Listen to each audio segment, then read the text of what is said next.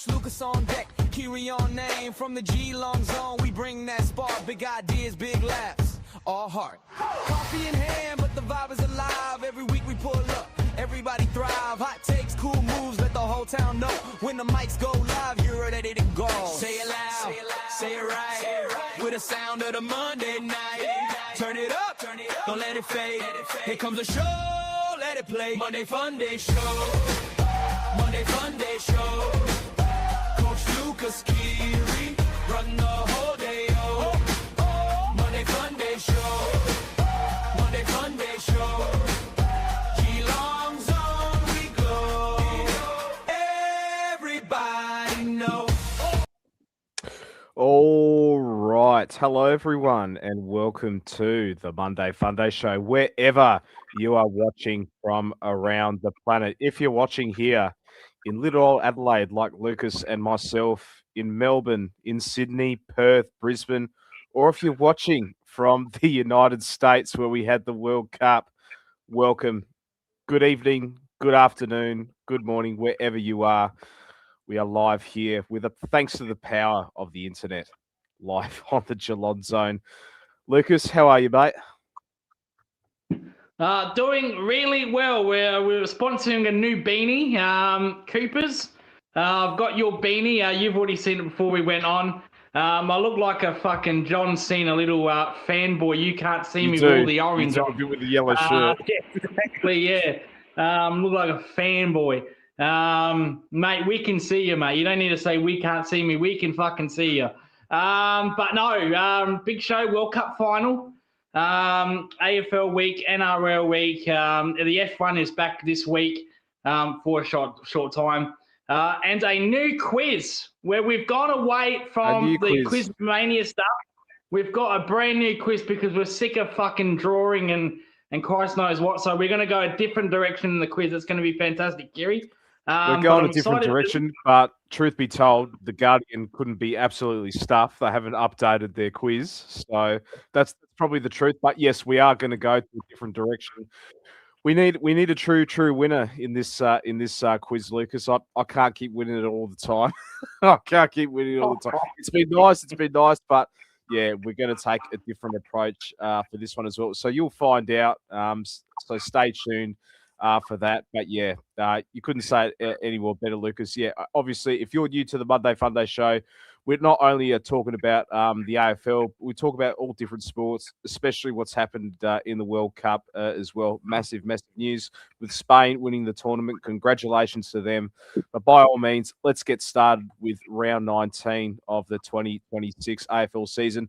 9 games, 9 to pack down. First off, Thursday night, Geelong and St Kilda at GMHBA Stadium. Great to have the Cats back on the winners board. Felt like forever since we've seen Geelong win a game of football. On their home deck, I thought if you want a more detailed review and analysis, do check out my Sunday roast, which I uploaded on the channel yesterday. But yeah, it's the Cats that got the job done by 27 points. Jay Polkinghorne debut. He was brilliant in this game. Brian Myers back into the side doing Brian Myers things. Oshin Mullen shutting down Nasai Wangaling Valera did not have any impact whatsoever. And yeah, all strictly business by the Cats. Yes. A must-win game. We had to win this game. Otherwise, we're gonski. And our start was really impressive, wasn't it? St Kilda were terrible in the start. I don't know what the fuck they were doing, but did come back in the third quarter, St Kilda. Cooper Sharman, boy, he had Missy Higgins over the top, and he thought, you know what, I'm going to go for glory. And then he blew his line. So that would have brought the margin back to 10 points. I would have been very nervous because when he missed that point, we went back to back. We went coast to coast. That was an 18-point turnaround. And since that moment, we had that in the bag. So a very solid night by Geelong. Problems still exist in the midfield because St Kilda, when they're on top kicking 4 in a row, they did get it out of the middle a lot, which was a little bit concerning. So that's still there. We don't have clearance players. We've never been a high clearance team. So maybe in the off season we can get a clearance player. That would be nice. I.e. Zach Butters. But no, it was very good. Our start was crucial. We started like we had to win this game. So that was the most pleasing thing about it. We did it comfortably in the end. But yeah, we know that the test this week is going to come on Friday night. That's the big test for us, and for Melbourne as well. It's also another test for Melbourne, but equally so for us. No, 100%. Yeah. No, I definitely agree with all those statements there, Lucas. And yeah, like I said in the review as well, I just hate us conceding, leaking those red time goals late in the game. Like, look, I understand you want to conserve your players, you don't want to risk an injury, but we should have won this game by 50 points easily. We had a few scoring shots as well. You know, I think it was like 8-8 at one point. Thankfully, we patched that up in that second quarter, but you can't do that against Melbourne on Friday night. You can't do that against Collingwood the week after to that as well. Massive test the next couple of weeks. Yeah, and the clearance is still a bit of an issue. We're not, like you said, we're not usually a clearance winning sort of team, but Rowan Marshall in the centre bouncing all around the ground, he absolutely killed us. He, you know, especially his around the ground work. He ended up getting the 33 disposals in this one.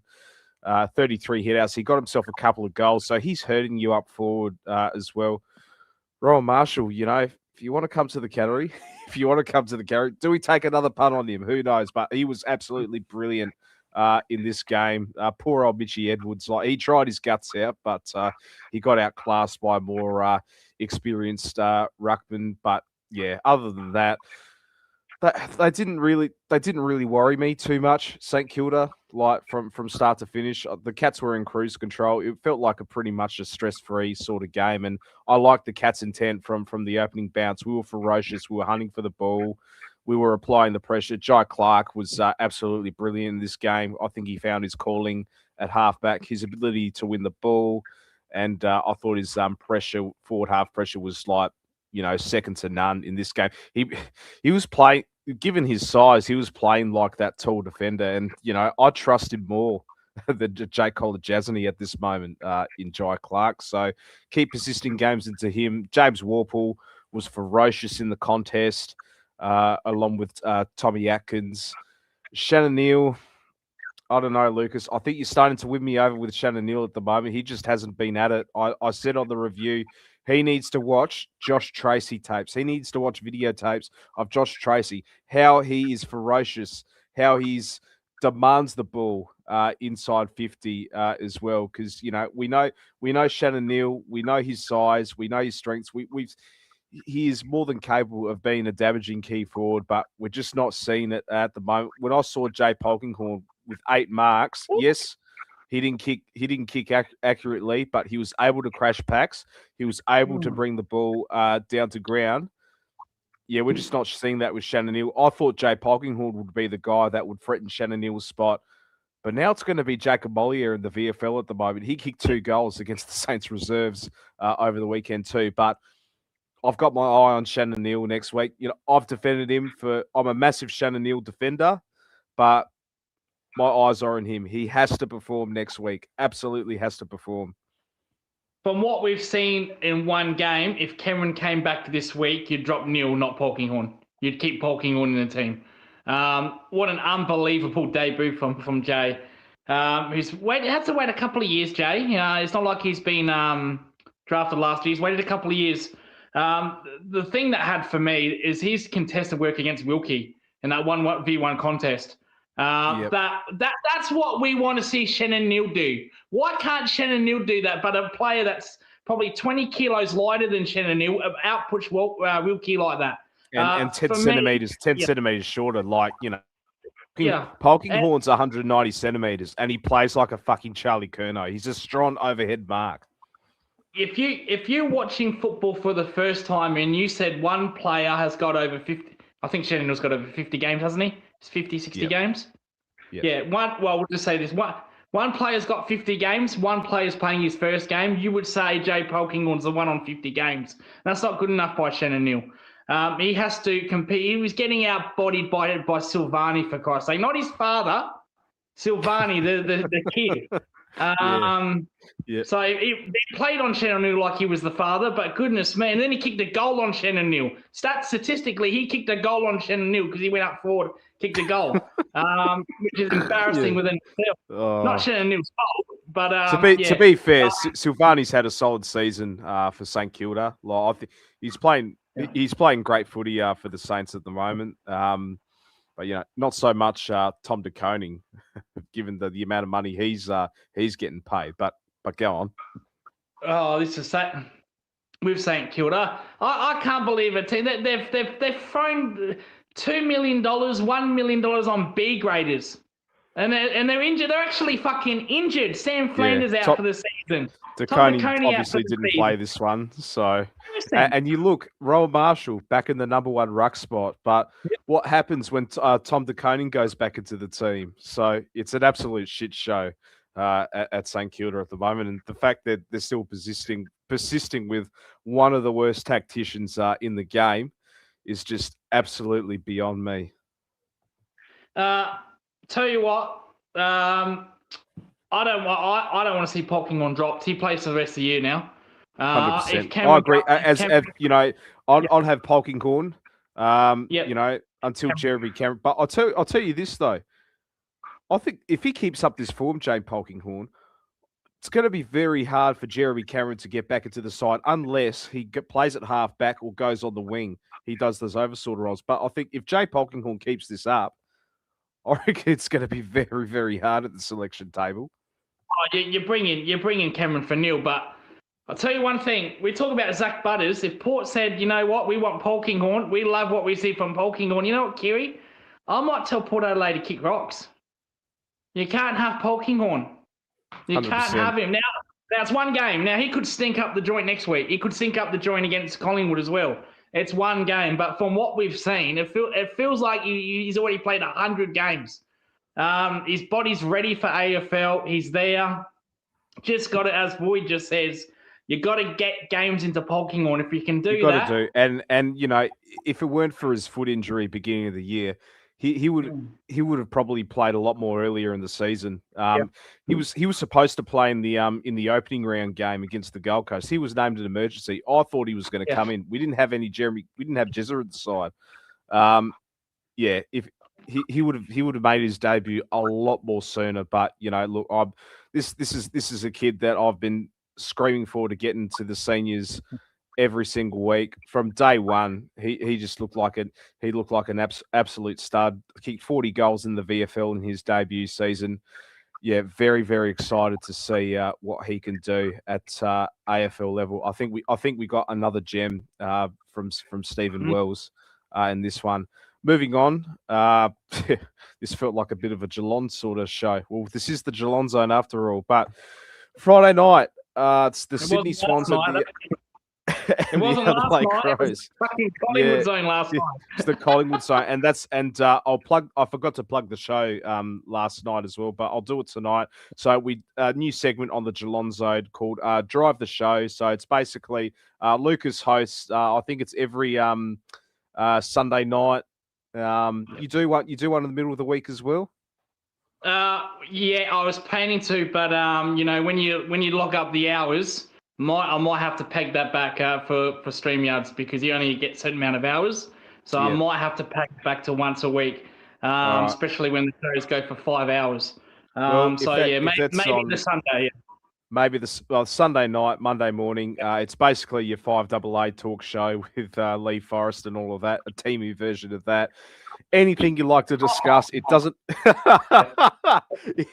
It doesn't have to be. It doesn't have to be footy. It could be anything. That's why it's a late night stream. So drive the show next Sunday night with Coach Lucas in this one. So hello, Gizelenko. How are you, my friend? Up the polk. Yeah, we are giving the Polkinghorne a lot of love in this channel as well as fellow South Australians too, from Pennon, South Australia. Yes, from South Australia as well. Yes, indeed. Yeah. So yeah, go get it. All righty, let's move on to Friday night. It's the Adelaide Crows in an upset. They have beaten the Sydney Swans at the SCG. Yeah, just from the get go, the Crows, they were a lot more sharper with the ball. This is a team without Taylor Walker at the moment. Jordan Dawson, he was phenomenal this game. I didn't watch this game too much. I watched bits and pieces of it, but yeah, the Sydney Swans, I'm not convinced at the moment. They're full strength side at the moment. You know, you've got your Heaney, Warner, and Gordon in sort of the midfield, but I feel like the wheels have fallen off with the Swans. I can't believe they're only second on the ladder, the Sydney Swans, because they don't look like the second best team in the competition at the moment. No, yeah, that's all right. That's okay, Boyd.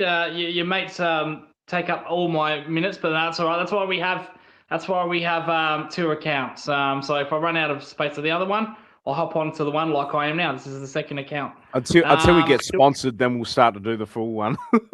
Yeah, mate, we're going to fucking 4K. Obviously, they never heard that in Tasmania with Ken Hinkley's interview, but we'll do 4K. Don't worry about that. And that's coming up a little bit later as well. It is. Yeah, Sydney. Started like a house on fire. They kicked the first 2 goals. And after that, they were poor, very, very poor. They just couldn't get their hands on the ball. I'm not convinced with Dean Cox's coaching. I think they're too tall up forward. You're writing him off as well. Yeah, I think they're too tall up forward. So you've got Curnow, you've got McDonald, and who's the other one? McLean. They're too tall. One has to go. Yeah, Didn't work with that. Didn't work with Adelaide. Well, it's actually 4 really. If Amadi was there, it'd be 4 tall forwards. Yeah, they're too tall. So way too tall. They've got to get rid of one. It doesn't work. Collingwood and Hawthorn exposed that against Adelaide in the finals. Yeah, not good enough, unfortunately. That's all. That comments like that will get you banned on this show. Leave Curnow alone. It's a democracy, Lucas. So yeah, fucking democracy. But no, they're good. It's very good though, Sydney. Their good is very good. They just don't do it long enough. The third quarter, they lifted their pressure. They got a spray at halftime. They were in front, and I thought, you know what, they're going to kick away. But that fourth quarter, they were shocking. Warner, Heaney, Gordon, they just couldn't get the ball. Could not get the ball. It lived in Adelaide's forward line for majority of that quarter.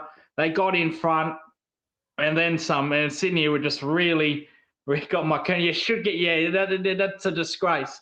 Then your Curnow's mixed up. Then you ever compare Charlie Curnow with Ed Curnow? I wanted Charlie Curnow at this club. But imagine that. We had the chance to offload Neil, mate. And we said, we're not going to do that. And look at it. Look at Charlie Curnow now, leading the Coleman, and we're Shannon Neil, nothing. Exactly. World has gone mad. But no, they were absolutely awful in that fourth quarter, Sydney. There's no excuses. They're too tall. Not convinced with Dean Cox. And every time he decides to drop a forward to the bench, it's always fucking Curnow. So this guy can't coach. This dozer can't coach. He's worse than Craig McCrack. So he hasn't really done anything yet, though, Dean Cox. He's only in a season and a half. Gee whiz. I'll tell you who needs criticism, and that's fucking Adam Uze at Richmond. But we'll talk about him later. No, terrible. Absolutely shocking in that fourth quarter where the game was there to be won. Warner went missing. Gordon went missing. Heaney went missing. I'll give Heaney a little bit of a pass. Had a back spasm, so I'll give him a pass. But there's no excuse for Warner and Gordon stinking up the joint in the fourth quarter. And Dawson didn't even have a good game. Dawson had one of his... Which I was going to ask you because I didn't watch the game a lot. So, yeah. Dawson had no impact, and they still couldn't get a fucking clearance. So that's definitely down to coaching that. I'll tell you who was good, though, and that was Riley Philthorpe. He's had such a down year for the Adelaide Crows. All-Australian forward last year, just hasn't really got going, but I thought that was one of his best games in a long, long time, and hopefully he builds confidence off of that. Massive test against Collingwood at the Adelaide Oval on Thursday night as well. A qualifying final rematch, so that will be interesting. So, Chris, Mick, all those boys... I won't be going to the game, unfortunately. Yes, I do go to plenty of Adelaide Oval matches. kidding. You're not I going to won't be. this. No, I won't be. No. I'll watch. Okay. I'll watch it. I want to survive first of all. I think I'll be caught dead wearing a cat scarf over there as well. But no, I'll be watching it at the comfort of my own television with a nice hot chocolate. Just wear yeah. this. Just wear this. Oh, Just no, wear this. we won't be wearing that. We won't be wearing that. But nah. But yeah, massive test for the Adelaide Crows, and they're in the top 3, I believe now. Well, they're certainly in the top 4 at the moment. So a win for them. They'll certainly, if not the top 4, certainly in the top 6. They are seeing finals footy. The Adelaide Crows. A game that I went to, Lucas, was the Port Adelaide and Fremantle game. Went to this game, but you're not going to the Collingwood game. My God. Well, you know, Lucas, Fremantle have been one of my favourite teams to watch this year. But gee whiz, that first half from the Fremantle Dockers was just absolutely atrocious against a sandful Port Adelaide side, especially in the midfield. They were shocking. They were absolutely full credit to Port Adelaide. They were brilliant. They brought the pressure. Not many people went to this game. There was barely 28,000. It didn't feel like that. They should have put the tarps out, truth be told, in this game. But full credit to them. They brought the pressure. And I thought to myself, gee, they could pip this from Fremantle from this one. But the Dockers, the Wolfie time, that was always going to kick in, wasn't it? Like the second up, Fremantle very, very strong in the second half. Isaiah Dudley, he was an absolute standout for me. He got himself the 18 disposals, got himself a goal. I think he had about 12 score involvements, but his work rate was just absolutely immense. Fellow South Australian as well, Isaiah Dudley. I don't know if you knew that, Lucas. He was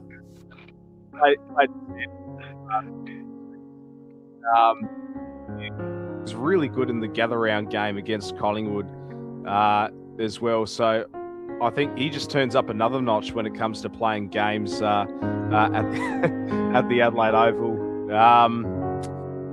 Yeah, but other than that, Jai Amos was really good in this game. He kicked 4 goals. Jordan Clark, impressive off halfback.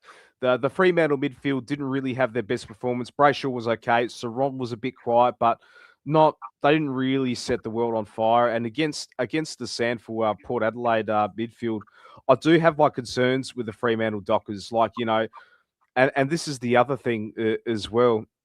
You know, if they want to aspire for a premiership or a grand final appearance, they can't play 2 quarters of footy. And I have this feeling, Lucas, that they may have peaked too early. They may have peaked too early, the Fremantle Dockers. Yeah, they were absolutely stinky with stink lines in that first half. Fremantle couldn't get anything going. They're actually lucky that there was a Port Sandford team. A full-strength Port Adelaide team could have bet Freo that day. Had they had Butters and Horn Francis and even Connor Rosie, I reckon Port would have won this one easily. And Georgiades. They were not convincing one little bit. They had Wheelie one good quarter, and yeah, that was enough. But even when they got out to a 30-point lead, Port Adelaide kept bringing them back. Yeah. So they were hardly convincing. The problem is for me is playing bigger teams in Melbourne. If they were to play a Hawthorn in a grand final, there's no way I would pick Dockers. Well, I probably would pick Dockers, but there wouldn't be any conviction. You wouldn't have any confidence. If they played a Collingwood, if they played a Geelong, if they played at Brisbane, you just don't know. The only team that I would say they would be comfortably in the grand final would be Sydney. That's about it. I'm not really convinced them in the big games. They've got Melbourne coming up in the next 3 weeks at the MC. That's a big test. If they lose that game, if they lose that game, then the pressure's gonna come. No, it's all good winning at home, and I think they will win that. I think if they get their finals at home, I think they'll win them, no matter who they play. But they've got a tough run coming home. They've got to play Crows. Crows are the informed team in the competition at the moment. They've got to play Melbourne at the MCG, as I just said. So they're not convincing me, but they are still winning. So that's the main thing. Though they were convincing last week against Sydney for 2 quarters, but the first half they weren't good. So they need to play 4 quarters against the big teams in finals. You need to play 4 quarters. If you don't, you're going home just like the Crows did last year. And that's the thing. Like, yes, they have the double chance at the home finals, and I am contradicting myself because I said this on the show last week. Like, the difference between Fremantle and the Adelaide Crows, Fremantle have got A graders in their midfield, so more than one A grader in their midfield, but they got exposed poorly. Yeah, you're welcome, Paul, you absolute legend. Paul, who knows? Who knows? Who knows in 2 weeks' time? Who knows in 2 weeks' time? But yeah, we all know the Collingwood friends that they're on. So hello to you all. Thank you all for tuning in.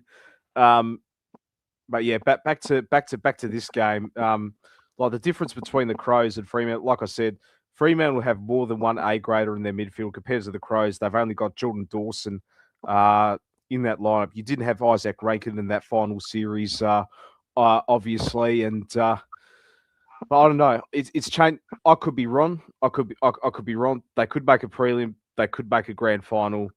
Hell, they could fucking beat a Brisbane or a Hawthorn.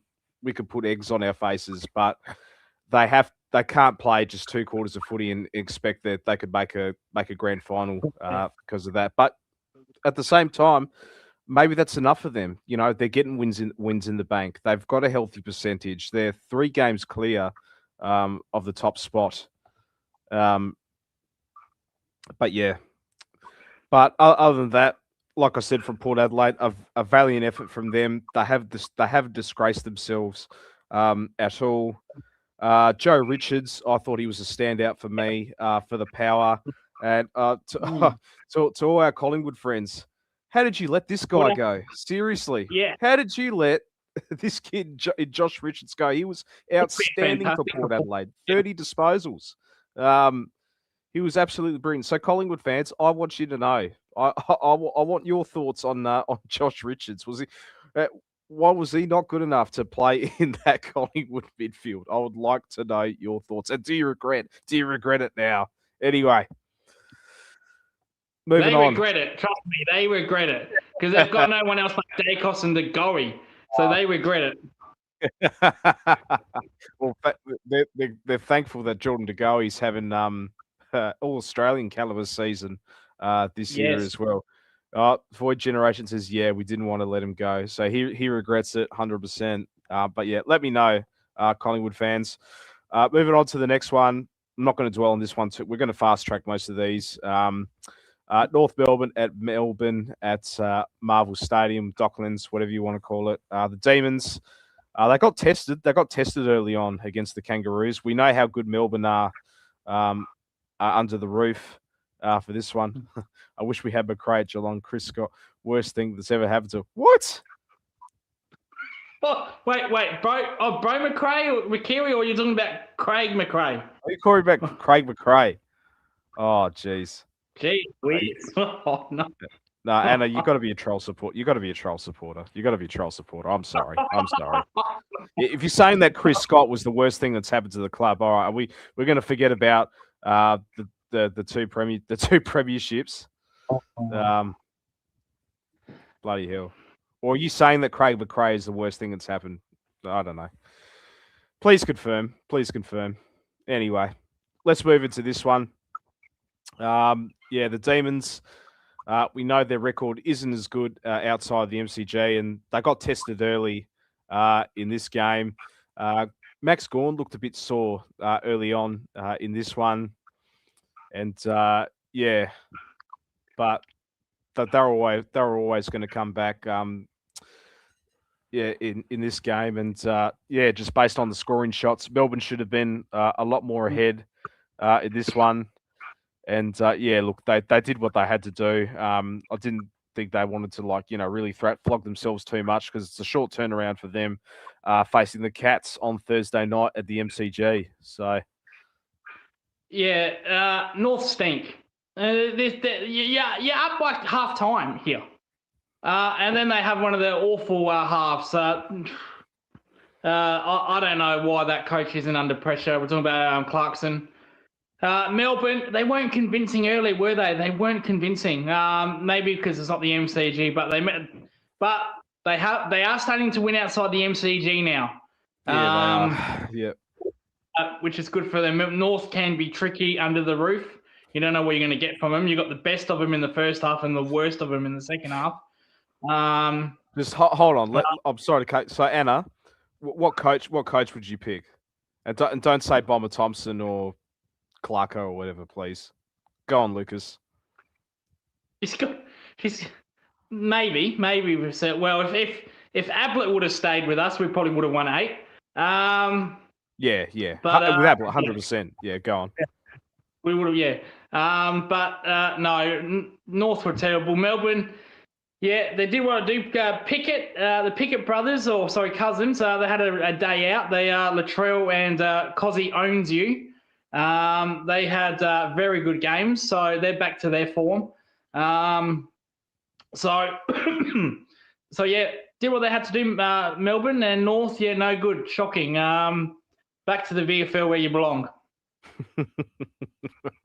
That's good. Gizelenko says, how good is my boy Tom Sparrow? Best on ground, 33, 17 contested, 10 clearances, and 6 tackles. So he was leading all the stats in pretty much everything. Tom Sparrow, he's become a revelation for the Demons as well. I do agree.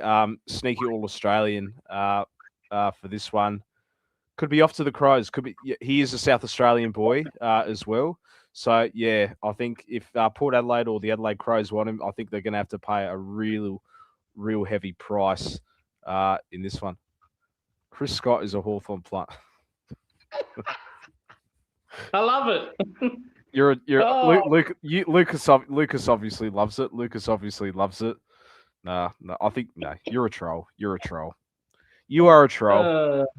You are a troll. Upsetting Kerry. We're gonna have to pull your head in, but you're upsetting Kerry. You're a troll. Next game, Kerry. I wonder if that's Telstra from the Hoops crew. Yes. Oh shit! Here we go. The old rivalry: Collingwood and Carlton at the MCG. Yeah, Collingwood, they've kept their season alive. It looks like they're going to be playing finals footy the way they're going. Well, certainly in the wild card.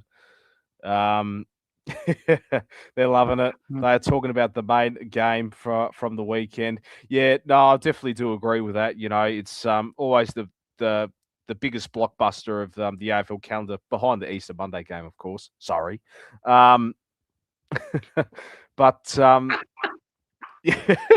But yeah, Lucas, take the floor, mate. I'll let you take the floor with this one because we know you bleed black and white these days. All right. Incidentally, they don't have a problem with me wearing the wizard hat. It's only you fucking Geelong fuckwits that deal.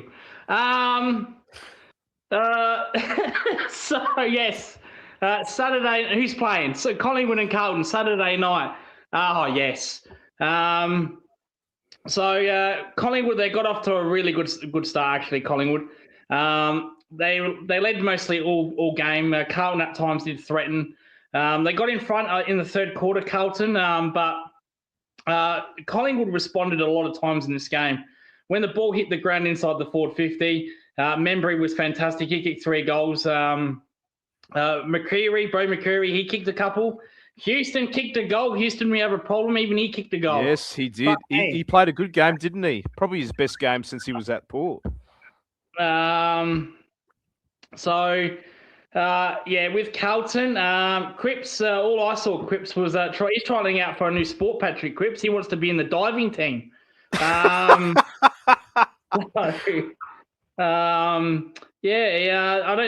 don't think he got gold for that. I think he has to settle for the bronze. But Carlton, they lost Mackay earlier, a big deal. So what? They've got a spud up forward in Dean Kemp. My God, he is an awful player. I thought there couldn't be a worse player than Shannon Neal. Then you look at Dean Kemp. He takes the cake. Collingwood, Dacos. It was a Dacos show, wasn't it? De Goey had a good game. I can't wait to see what De Goey looks like in Geelong colours next year. Along with Bo McCreary. Yes, no, Collingwood, fairness. Collingwood's response was very good. They responded all night to Carlton's challenge. So they did well to that, did well from that. And yeah, once again, it was the Dacos show. Another 3 votes, please. Brownlow 1. Nah, spot on, Lucas. Crips Dive was like the Filipino team at the championships several years back. YouTube it. Carlton is 30 years in the wilderness with no end in sight. This is extremely gratifying. No, that's something I do agree with you, Anna. So spot on with that. Spot on with that. Okay, Anna, rub it in. Yeah. The Carlton fan. We try to be kind to Sir 98. Yeah. Oh, you're a blues man, Sir 98. I apologise. We do get TJP spies on our channel as well. I know we do, and I did watch a bit of the watch a lot as well, and Mars was pretty funny. He was a little bit flat, Mars. He was a little bit flat in this one. I don't know if it's because he accepted the result before the ball was even bounced, but I don't know. I feel like he was a little bit flat, Marsy boy. So yeah, gee whiz, but it's not really a rivalry anymore, isn't it? It's a one-sided affair, isn't it, Lucas? Yeah. It's the showdown. The showdown's more evenly matched these days. You know, you get 5 years, it's all Port Adelaide. The other, it's the Crows. But now it's one game, it's Port. The other, the Crows. But this has always been one-sided. It's always been Collingwood. So, oh geez, yeah. No. He's a good friend of this channel. The Jumper Punch. They're good friends of the Geelong Zone. So we're not gonna bag anyone on this channel. Yes, we're all for banter and all of that, but we're not gonna bag anything that we know. All right. Well, it's gone. But is it a rivalry? It's not a rivalry. No, you keep. You haven't bet Collingwood since '95. What are you talking about? No,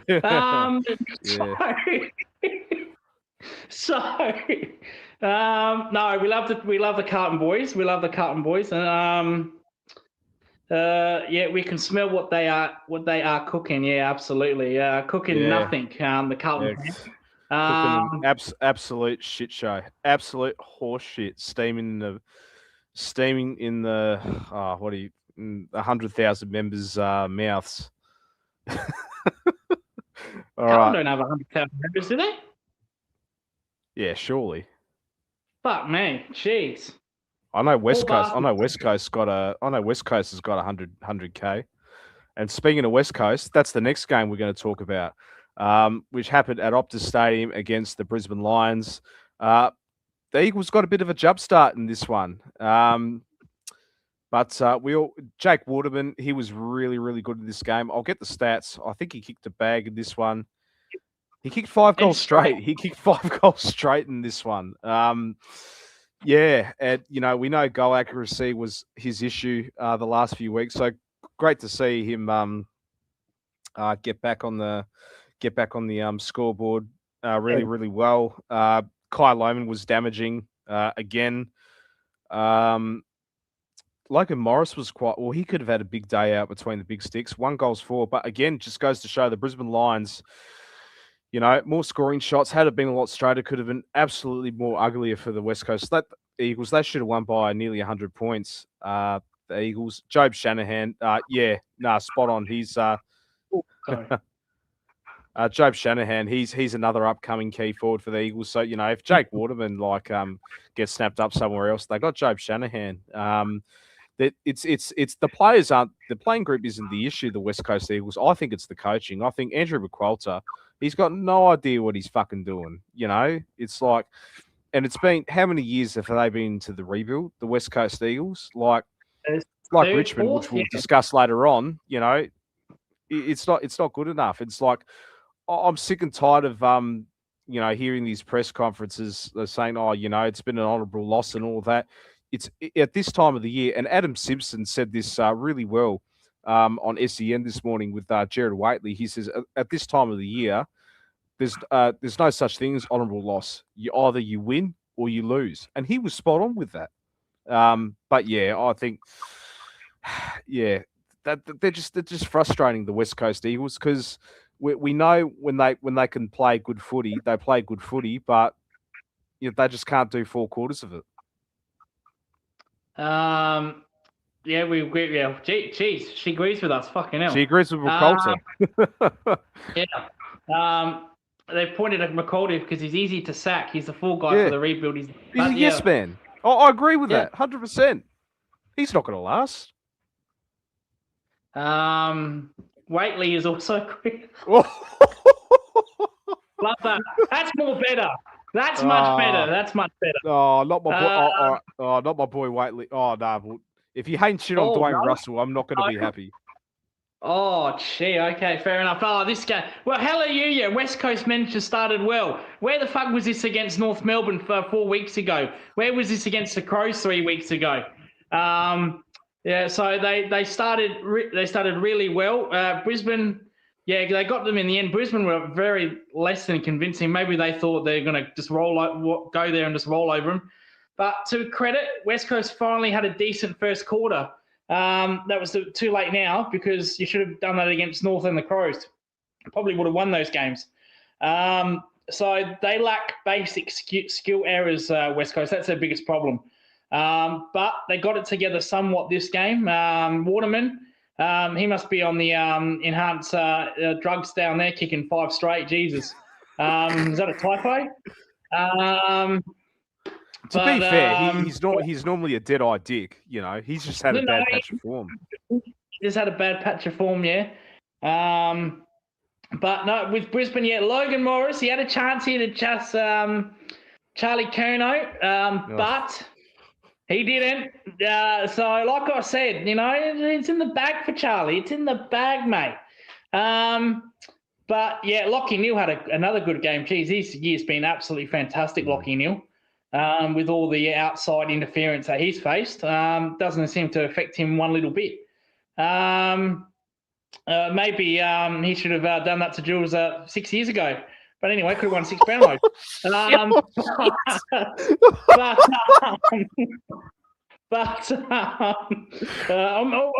Or maybe he should have waited after last year's grand final. But anyway, where we could have won it. But no, Brisbane did what they had to do. Very good for Brisbane. We can move on to the next game. Oh fuck, man! I've heard you said some whoppers, Lucas. This is an all timer. This is an all timer. Oh, geez. If anyone has a problem with what I'm saying, my name is Mars, and I'm the owner of the Geelong Sun. All right. No, it's all right. Moving on to Super Sunday Fun Day. We're talking about on the Monday Fun Day. Your Hawks, Lucas. The Mr. Wizard. Get your wizard hat on. We need the Harry Potter music. No, we probably won't. No. We do. We can't get it now. Fuck, I should have thought of that. But having said that... We can't. Otherwise we're going to go to fucking jail. But anyway. Yeah, no, we can't, yeah, because Warner Brothers are going to sue us. Bad enough we're doing Jurassic Park music, but anyway. But yeah. I don't know how we're getting away with that, but anyway, we'll definitely get jailed for Warner Brothers. Is that who owns Harry Potter? Warner Brothers? Yeah. Yeah, definitely going to jail for that if we play any copyright music. Having said that, the Wizard was absolutely fantastic. He kicked 5 goals. I said he's going to kick a bag on his return, and he did not let me down. Luke's multi-Wizard 3+ goals did not let me down. The Wizard. Use music from the film The Wiz. The Wiz, okay. The Wizard of Oz. Oh, yes, there we go. Jurassic. Thank you, John Williams. Shout out to you. So the Wizard was unbelievable. He kicked one of the goals of the year from the wing to the forward 50. Took 3 bounces, left the Richmond players for dead. Kicked a wonderful goals. That's goal of the year stuff there by the Wizard. Gunston didn't do too much. Gunston, to be fair, Ginnivan had a good game, But the big improvement was Mitch Lewis. Mitch Lewis kicked 5 goals. And it looks like he's going to sign for Hawthorn. Some news there. So sorry, Collingwood, you can't have him.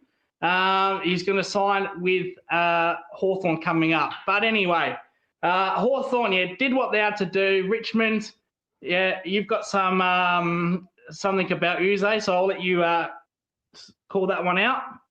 Yeah, so I'm obviously going to talk about from the Richmond perspective, sort of there. But first, I'll get this comment back up. Lucas looks like Neville Longbottom before he got sorted into Gryffindor. Right, I think we got That is good. That's comment of the night. That's comment of the night. Unfortunately, we don't have prizes in this show, but we'll make you comment of the night, Sir 98. Well done, mate. But yeah, we'll get into it. But Richmond. Where do I start? Adam Uze, his press conference was just fucking embarrassing. And I don't think you could make injuries as excuses anymore. Every team has injuries, and I think he's been at the helm for a bit too. He's been this is his 3rd year at the club, 3 years into the rebuild, and there's no progress with this Richmond side at the moment, and I heard plenty of Richmond fans on SEN. They're impatient. They want change. They want to go for a Nathan Buckley or a John Longmire to come to the club. Even an Adam Simpson as well. But yeah, I don't think Adam Uze is the guy. Truth be told, I think, look, he sounds like a nice bloke. I think he's more of a bit of a cheerleader more than a coach, in my opinion. But yeah, I think what the club need to do, I think they need to part ways with him, in my opinion, and get a Nathan Buckley or get a John Longmire. And spot on, Void. Those were the words I was trying to find too. He's another full person. Yeah, he's just, and I even called it from day one as well when Richmond were going to pull the plug and do their rebuild as well. I can't see him lasting for more than 2 years, and obviously he's in the 3rd year, but I think he's gone. I think he's contracted until the end of next year. But spot on, Sir 98. I reckon he is the Brendan Bolton 2-0. Nice guy, like Brendan Bolton, nice sort of bloke, solid coach in the VFL, solid assistant coach.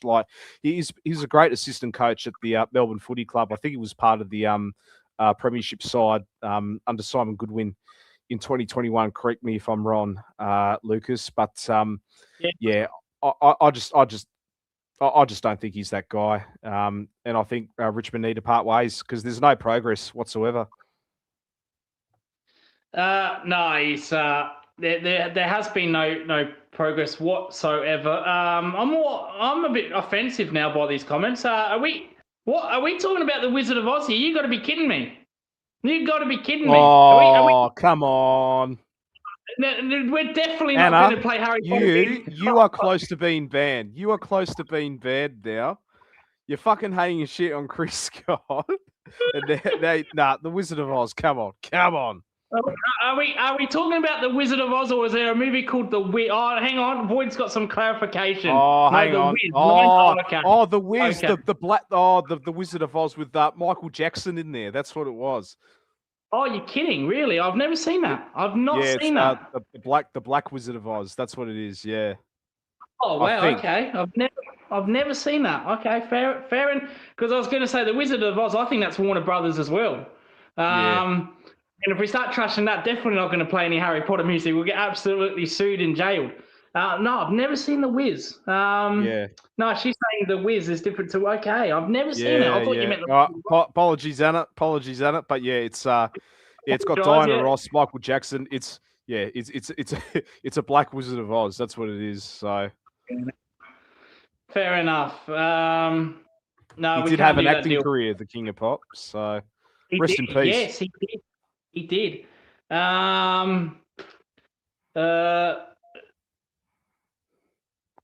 Moving on, Kerry. Yeah, we've Richmond and with Adam Uze. Yeah, he comes along as a nice guy. But yeah, he's a bit of a Brendan Bolton yes man, isn't he? I'm not thinking he's developing his players. I understand they've got horrible runs of injuries, but the problem is, Kiri, that their injured players have been injured for so long. He's actually been with these younger players another 2 years, and they haven't developed. They haven't improved. I understand that the players that he's got now are more higher draft picks, but they still haven't improved. Though they don't get blown out much. This is probably the worst game of the year, to be fair. This is the worst. This is the worst game of the worst game of the season. Whether you're a Richmond fan, when I certainly from a neutral perspective, this was absolutely the worst game of the year in this one. Like Hawthorn, they should have won by 120 points in this one. Like, I think they maybe. Again, I didn't watch this game, but judging from the score, I just couldn't believe it. I thought this was going to be 120, 130 point thrashing in this one. But yeah, it's but I don't know.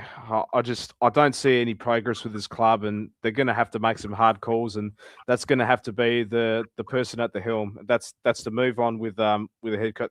They need to get an experienced sort of coach. Nathan Buckley's available. He's obviously missed out on the Tasmania job, which we'll talk about later on. But okay, so you ban people for opinions. Anna, now listen. I don't know what shows you watch. I don't, and we when it comes to people's comments and freedom of speech, we have a high tolerance for it.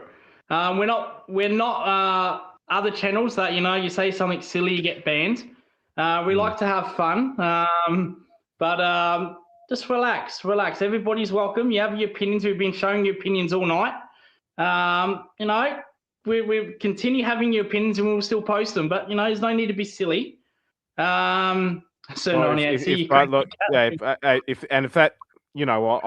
to be the opposite with you, Lucas. Like, if that's what you want, Anna, that's completely fine. Yeah. But fair enough. We put everybody on. Anna Lucas wouldn't be here. There you go. I put everybody on. I have a high tolerance for this shit. Yeah. I'm not one of those woke left fucking media idiots that come across. But again, no apologies. Don't mean to disrespect anyone by saying that. But we have a higher tolerance on this show for comments. So you say your comment, it comes up. No need for that. But anyway, Kiri, we'll move on to the next game. Yeah, look, we're going to move on. We don't want to make this cause too much of a drama here as well. All right, two more games. Gold Coast Suns and the Western Bulldogs. The losing rut continues for the Gold Coast. 8 losses in a row. Gee whiz. I keep repeating myself. I just sound like a broken record with this team. Whatever we're going to say, we've been saying that since the Port Adelaide game in Darwin. So there's no point. I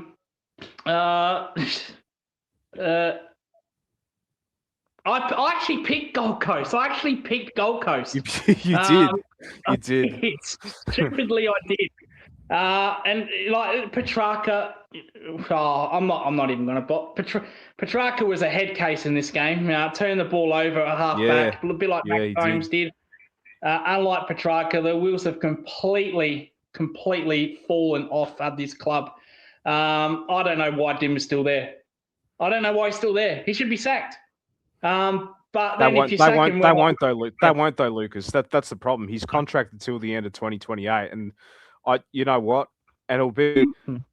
I won't. You buck. Well, the only way Damien Hardwick goes if it's on his own terms, and how it's going to be his own terms. He's going to jump ship. We saw that when he was coaching Richmond in his last year. When he decided, let's push in all the chips with Jacob Hopper and Tim Taranto. We're going to win another flag. But as soon as the losses started to happen, I'm jumping ship. See you later. I'm not going to see a rebuild with this club. Fuck this.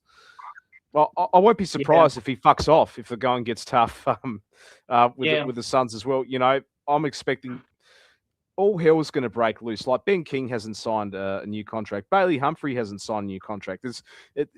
We always see from time and time again, it's always an exodus with the Gold Coast Suns. And it's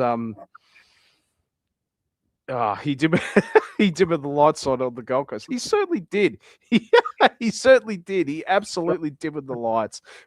From opening round against Geelong. I know I'm sounding like a broken record here.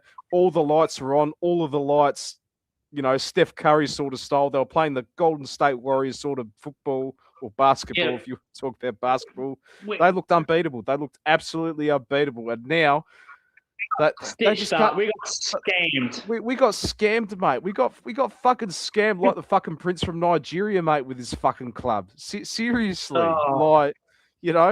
and I'll tell you this. You know what? Fucking fold the club, and you could fold GWS as well. You can. GWS. And you bring Tasmania a year early, and you relocate GWS to Canberra, so you don't have your odd number of teams in the comp. You still have your 18 teams. This fucking experiment with the interstate clubs has fucking failed. And it should have been Tasmania right from the start. We should have had, and who would go to fucking Greater Western Sydney? We'll talk about that a bit later as well. But fucking, it's a fucking failure. It's an absolute fucking failure. They could have fucking Pep Guardiola in this team, and they still can't fucking win a game. It's simply not good enough. The Gold Coast Suns. It's a failed experiment. That's my volcano moment. Yeah, absolutely. That's well done, Kerry, by that. Now, Peter, terrible hats. Now, this is I don't drink, but Kerry loves his Coopers. He loves his Coopers. And this is a Cooper sponsored beanie, which Kerry will get. I've actually got one for Kerry, by the way. So we had the Tubb brothers, and we're going to be the Coopers brothers. I got mine right here. Here it is. Yeah. Here you go. Yeah, Cooper's sponsored of Adelaide United, if you're wondering where I'm going with that. I don't drink the beer. I don't drink in general. But no, fair enough. We'll read some comments. So hard. My back's his number one injury. Injuries at his prime probably robbed Dacos of potentially his best years. Peter Dacos, yeah. No, it's all good, Chris. Don't worry about that, mate. It's all good, mate. We have wet toast now. We have the cold toast Suns. Yeah. Flat track. Well, we used to call them the flat track Suns. Now they're not even flat track bodies anymore. They're not even flat track because they can't even win their home on their home deck. They're the flat coast frauds. Yeah, Bucks was a bit late for Dacos, but he saw Buckley. Good player, Buckley, for Port Adelaide as well, where he came from the Magpies. Fold one, send one to Darwin, and the other one's absorbed by Tasmania. Oh, absorbed. Okay. Dimmer should be showing the door. Sir 98. I will mention that other one, Sir 98, coming up in a little bit. I stopped drinking a little while ago. This is making me want to start drinking again. Oh, gee. Drink you know. Fair enough. Next game, Kiri. There's your Kiri Kano. There, bang. Next game. Next game. That's it. Oh, no, there's one more. Now, this is the game outside of the Collingwood Carlton game. This is the game of the round. Oh my God! Where is it? Oh my God! Oh, where's the? Oh my God! Oh, we're having a malfunction here, ladies and gentlemen. But oh my God, who would have thought? Who would have thought? Essendon out of their first win in God knows how fucking long. They do it. They beat the GWS Giants in this game. Oh, gee whiz. The horror show is all over, Bombers fans. The horror show is all over. You could see the light at the end of the tunnel. James Hird is coming. He's coming as well. You're all going to be fine, Lucas. And I remember on your Twitter space, on the Twitter space the other night, your mum, Lindy, good friend of the show as well, the Crows girl, she was saying James Hird will be coaching Essendon next year. Essendon will be up the top. She could be onto something here. She could be onto something. After that statement, they fucking win. After she made that statement. So, Lindy, if you're watching this or if you're going to watch on the replay, shout out to you. No, we've got the Simpson on Oh my God. my So God! there we go. Oh, there we go. There we go.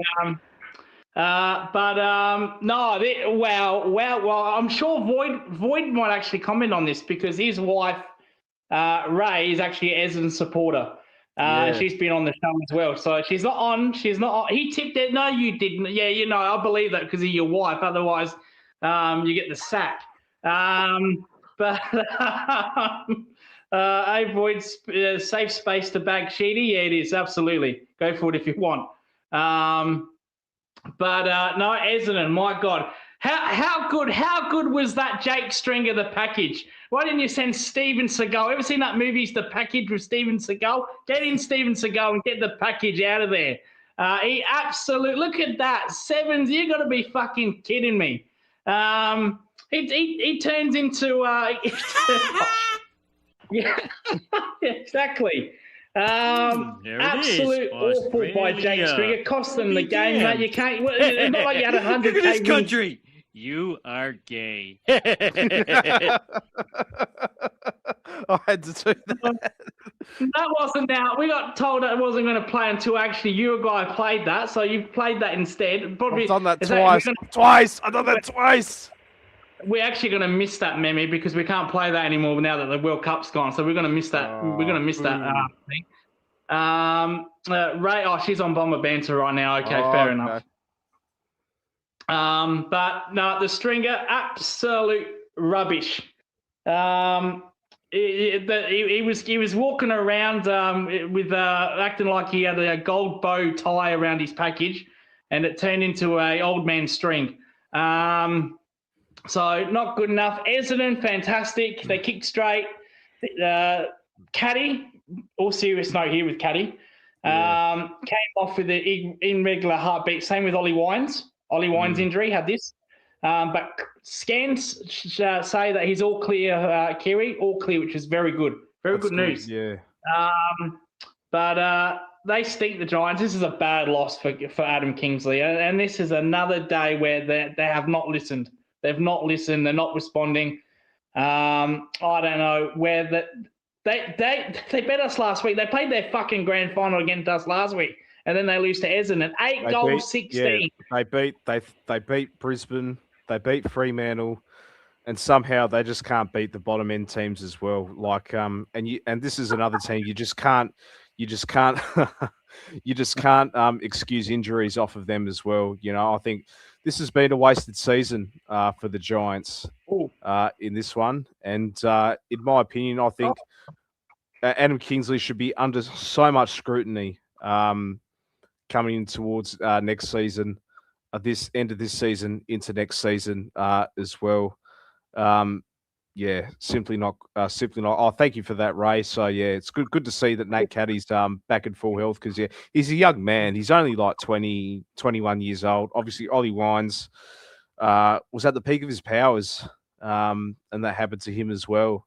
The heart, irregular rhythm, and all of that. The heart scare. But yeah, it's good to see that Nate. You don't want to wish that on anyone, on any player or just any human being. Like. Absolutely not. So we wish him all the best. We wish him all the best on behalf of the Geelong zone. But for back to GWS, wasted season, absolute wasted season for them. And like I said, this is another failed experiment, another failed interstate team. They barely rock up to the games at the Sydney Stadium. They get more of a crowd at Canberra. Canberra is more of a AFL-based sort of territory. Just fucking move them over there. Just absolutely move them over there because you're never going to compete in the rugby league heartland and all of that because you got the Parramatta Eels, you got the Bulldogs, all the other like Western Sydney sort of teams to compete against with. We talk like Gold Coast Suns. Obviously, you got the Queensland teams up there as well.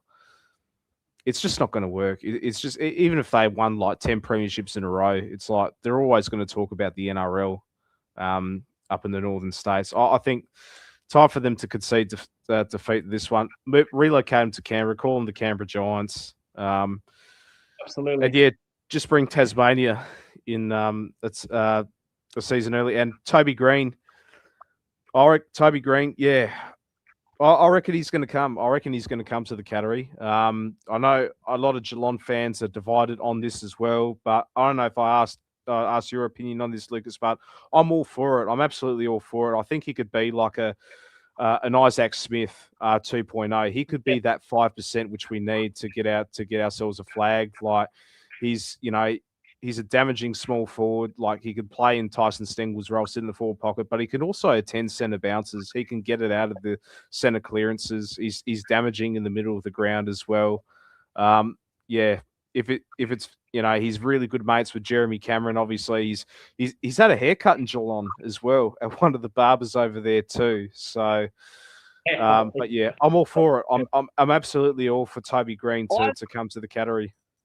I've got an exclusive on a Ray of Sunshine in the chat. I heard after this win, she was spotted at a grand final ticket booth early this morning. So making way, booking tickets for grand final after this result. Carlton versus Essendon, the 1993 rematch. Yeah. Well, it's not gonna happen mathematically for Essendon, but 2027. You, like I said, Lindy, she might be onto something.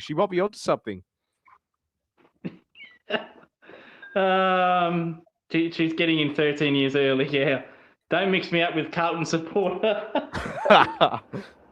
Yeah. Oh well, yeah. Mars, in space of 2 weeks, Mars and the TPG guys, Rocco and Bo, they cleared September. They booked their grand final tickets, and now they've gone back to a holiday in fucking Cancun or in Japan or some fucking shit. So funny what 2 weeks does to you. Next game, Kiri. No, that is it with the games. But we do have some additional news in the AFL world. You obviously know what I'm going to talk about. It's been news for quite some time. Bali. They're in Bali at the moment, living it up over there. So in the AFL news, Ken Hinkley, he's been named Tasmania's inaugural head coach. This was confirmed by Tom Morris yesterday night on Sunday.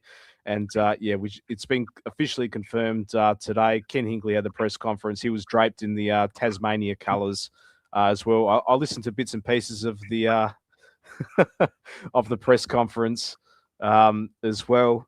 And great get by Tasmania. I think this is a really good appointment for them. I think they need sort of like a father sort of figure in the team. He's a really good mentor, Ken Hinkley. He's good for young players. Like he was in Port Adelaide, instilled that winning culture.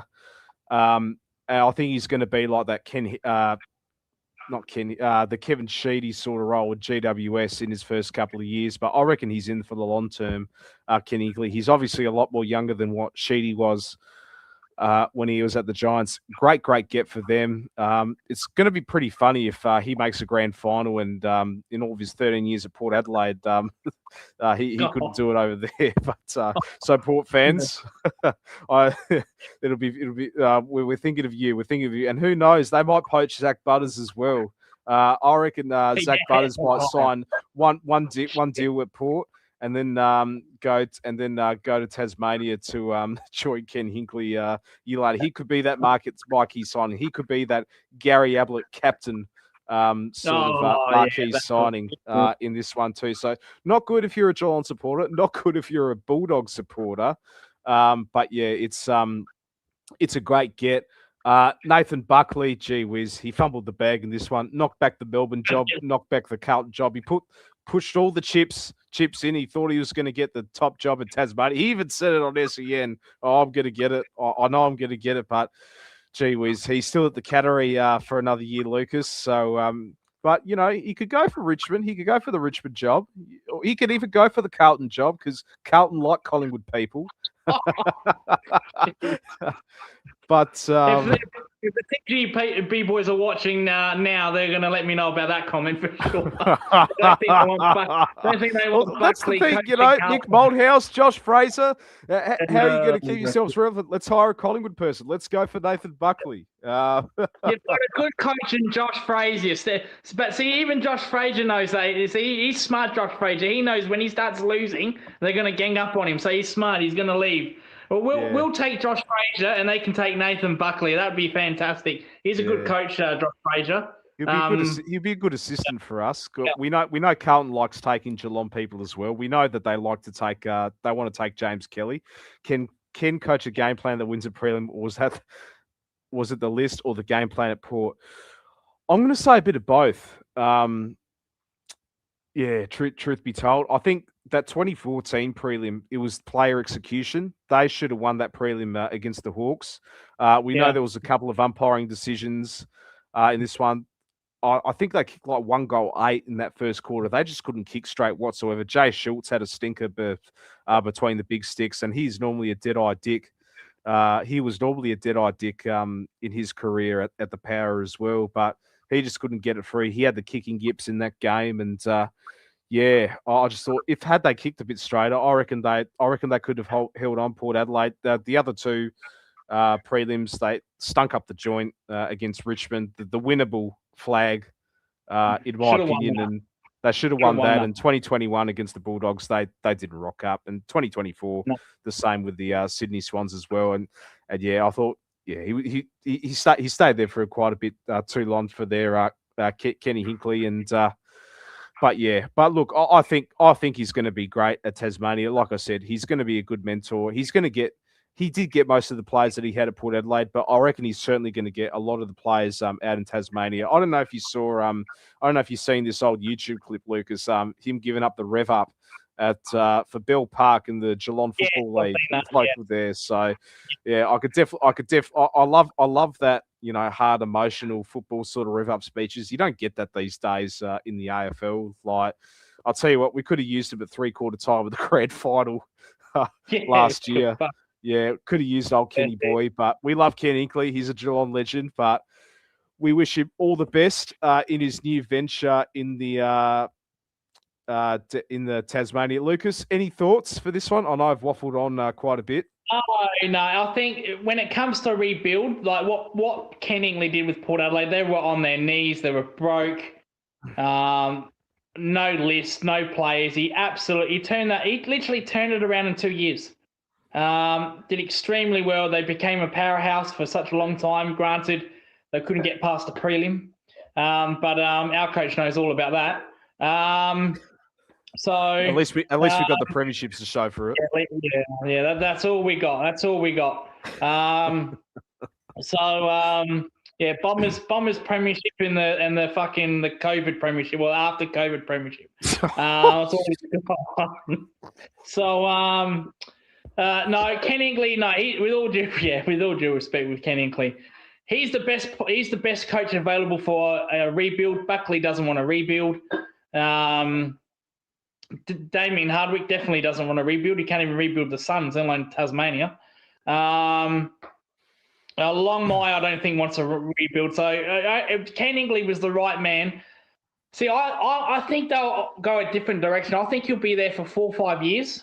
No matter what the result is. And then after that, they'll bring someone in, and then they're going to be experienced, hardened after Ken Hinkley, and I think they could be a threat. I think they really could be a threat.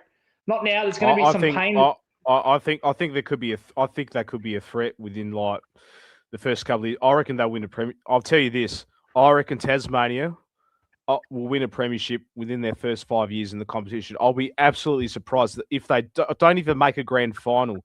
This is a football's passionate sort of state. And given how many concessions they are fucking going to get in the draft for the next couple of years as well, this is different. This isn't the Gold Coast Suns. This isn't the GWS Giants. This is a football-loving state. 5 years. I reckon they'll win a premiership within 5 years. You look at the Tassie Jack Jumpers in the basketball. They won a championship in their first year. Well, they made the grand final. They won a grand final the year after that. Auckland FC in the A-League. They won a grand final.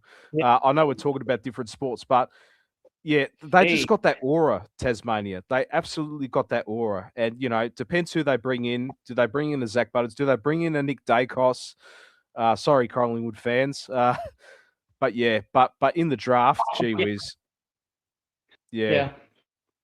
But he doesn't lose the dressing room, Ken Hinkley. Even in his last couple of years at Port, like he was still a heavily well regarded figure at the club as well. Comparing to the other rivals, the Adelaide Crows, obviously, it always a revolving pattern. I don't know how Matthew Nick still has a job, but that's another day.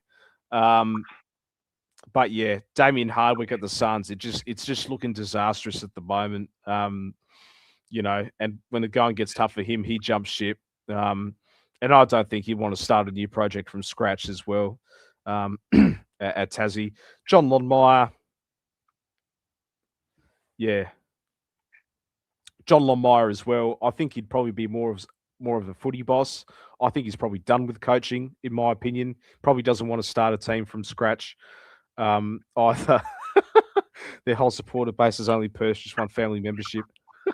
But that's the other thing. But their VFL team is really, really good as well. They're dominating at the moment. And I think they're Geelong's only threat in the VFL. Like,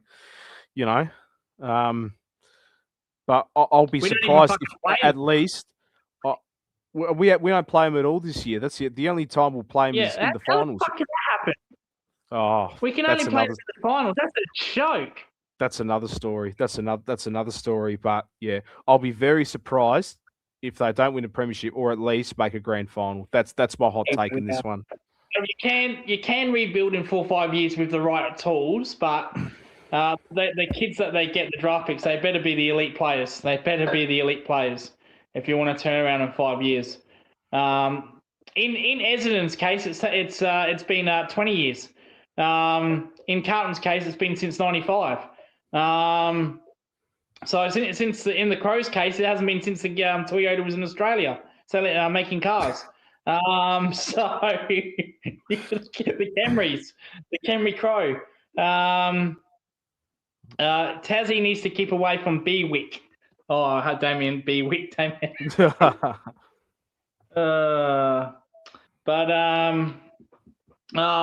Speaking of the Warballs, shout out to Matt. I might pop in after that. I know they want to get Kiri on. Kiri can address this right now. Yeah, the floor is I work full time. I have to get up early, so I can't do those. But look, I said to Mick, all the other Warballs blokes as well, whoever does the show, look, I could hop on for an hour before I have to hit the sack, probably about 7 or 8 o'clock. So I could hop on for an hour. Lucas could take over. Like, I love to talk to you guys before the Geelong Collingwood game as well. So yeah, we will see. But yeah, it's a bit hard. Yeah, it's a bit hard for me at the moment. So I hope not. I absolutely hope not, Zelenko. He put fucking poking horn at half back, that dozer. Yeah. But yes, let's get on to our main event here, Kiri. Let's get on to our main event, ladies and gentlemen. We talked about over an hour of footy. Who would have bloody thought? Because the main attraction, ladies and gentlemen, of this week is the FIFA World Cup. It is all finished. Been a great tournament. We had the final this morning, and it is Spain. They have won the FIFA World Cup for 2026. Spain won, Argentina nil. They won deep into extra time in this one. Ferran Torres hasn't scored a goal in the tournament beforehand.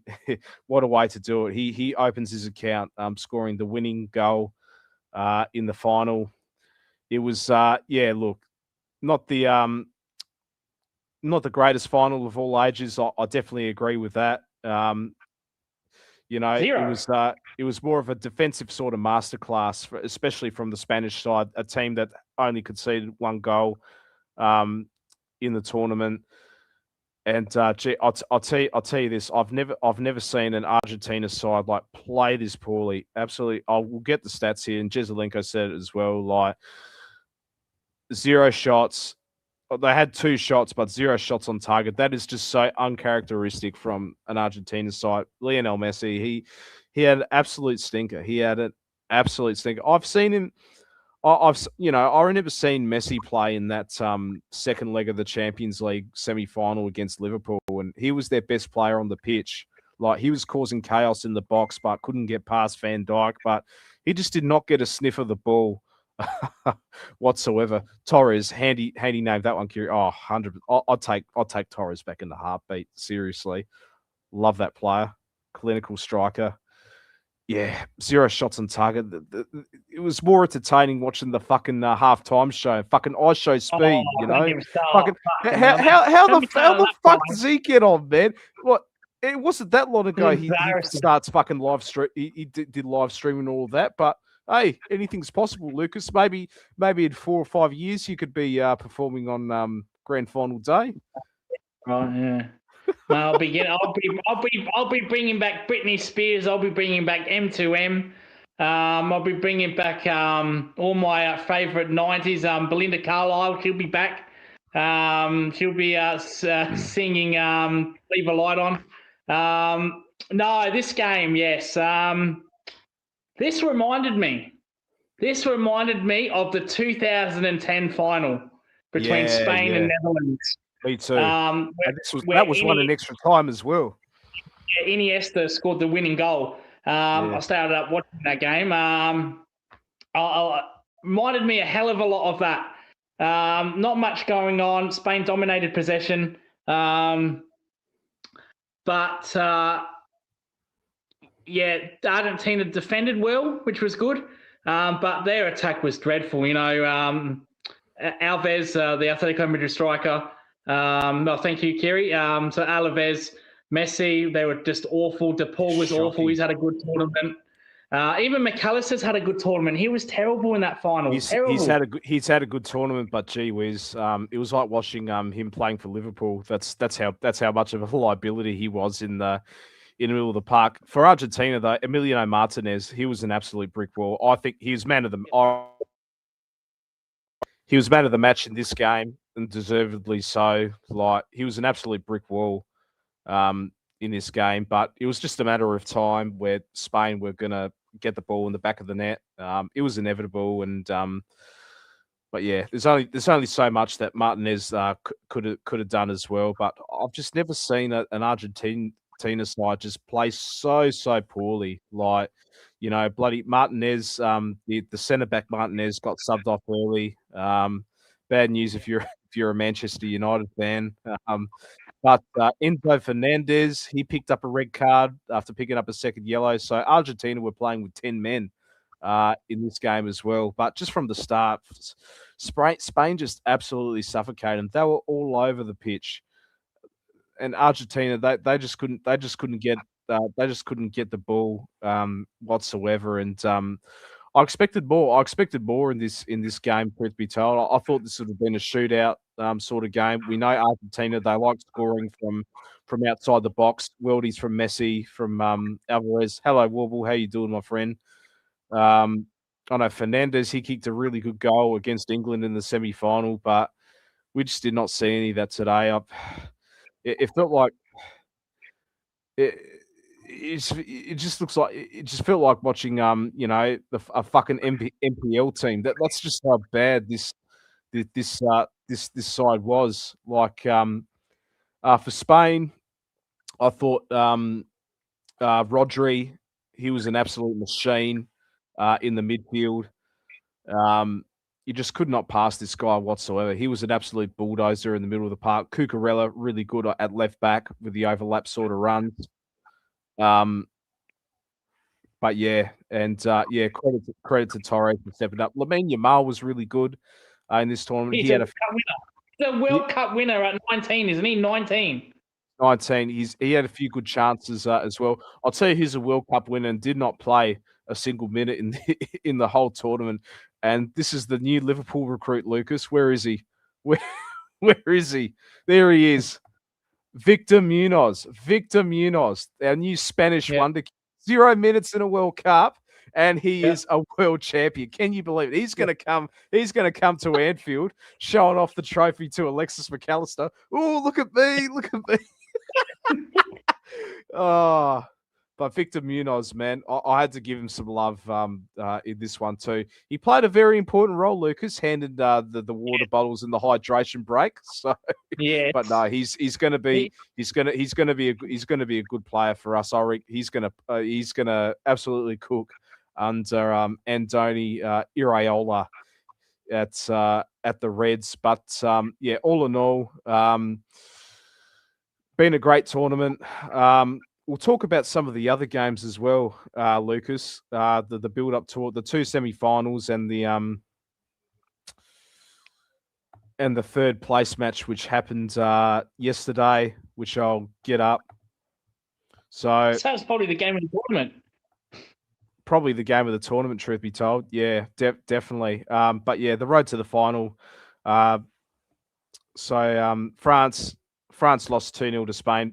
Kylian Mbappe had an absolute stinker in this one. A lot of the attackers in this game. And then Argentina were 2-1 winners over England in this game as well. But Thomas Tuchel, like as soon as England went up 1-0, they simply parked the bus in this game. Absolutely I think it cost them the final, truth be told, because in the third place game, they started to actually play attacking football, England. Like at half time, they were 4-0 up.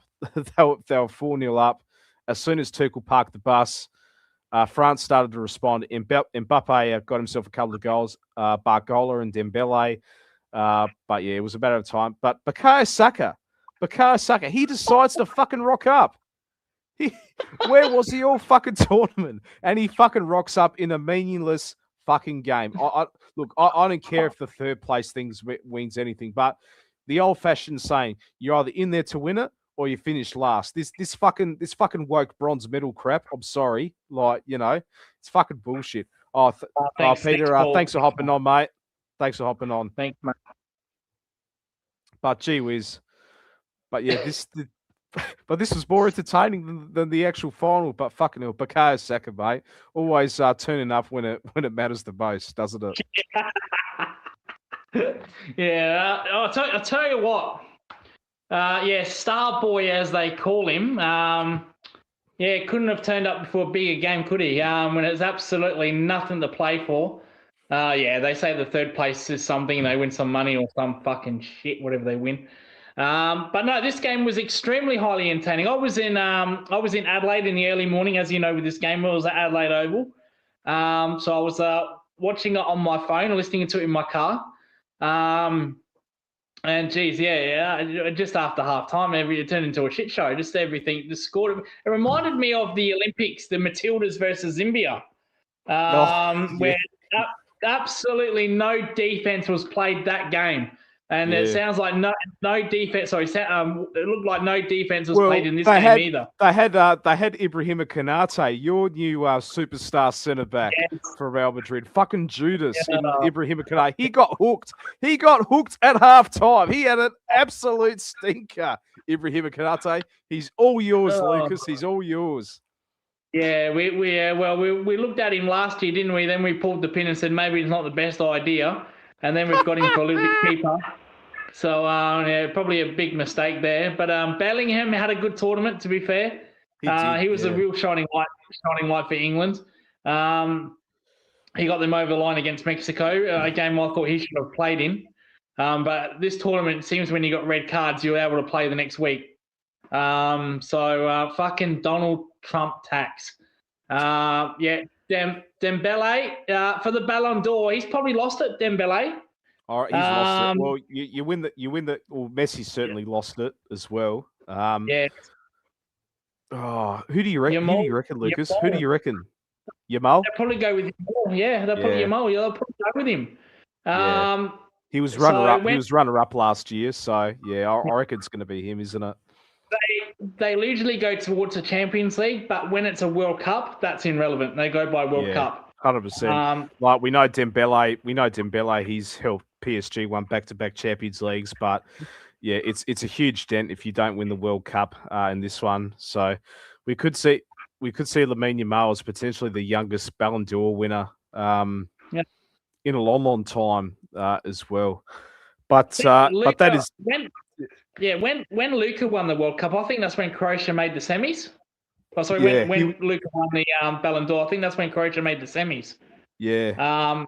So the World Cup does matter. It's a big thing. It does matter. It's a huge, huge tournament. But yeah, that is it for the World Cup in this one. Been a great tournament. I certainly enjoyed it. But that is not all in the World Cup. We're heading back to our shores, back home. We still got a bit of soccer here in Australia, and especially in the A-League. Adelaide United, they're going to face the Vietnamese side, Con An Hanoi FC, in an Asian Champions League playoff. So what that is Adelaide United, they finished top 2 in the A-League to play off for Asian Champions League football. But the catch is, and I didn't fucking realize this as well, Lucas. I thought we were playing the top tier. This is a fucking playoff. This is a playoff. So we win this game. We're playing the Asia Champions League Elite, I think it's called. And if we lose, we're playing the Europa League equivalent, Asia Champions League 2. So I thought, what a fucking shit show. This absolute woke nonsense. Fucking the first time we're playing Asian football in over a decade, and we could be playing Europa League Asia Champions League 2 if we lose this one. I think we should win this one. It's a Vietnamese side. And Stefan Mork is returning to this game. He's returning to this game for this one. Okay. He's played in Vietnam as well. He's only going to play. Oh, that means we're no chance. Absolutely no chance if that Doze is playing. Well, as long as we talk, what we talked about before the shows, we've had a few departures in the club. Luka Jovanovic, he's gone to. I was meant to put a banner on, but he's gone to sign for an MLS club. What was I going to say? Oh, geez, I should have put this on, but he's gone to an MLS club, I think in California. Let me confirm this. Okay. The San Jose Earthquakes.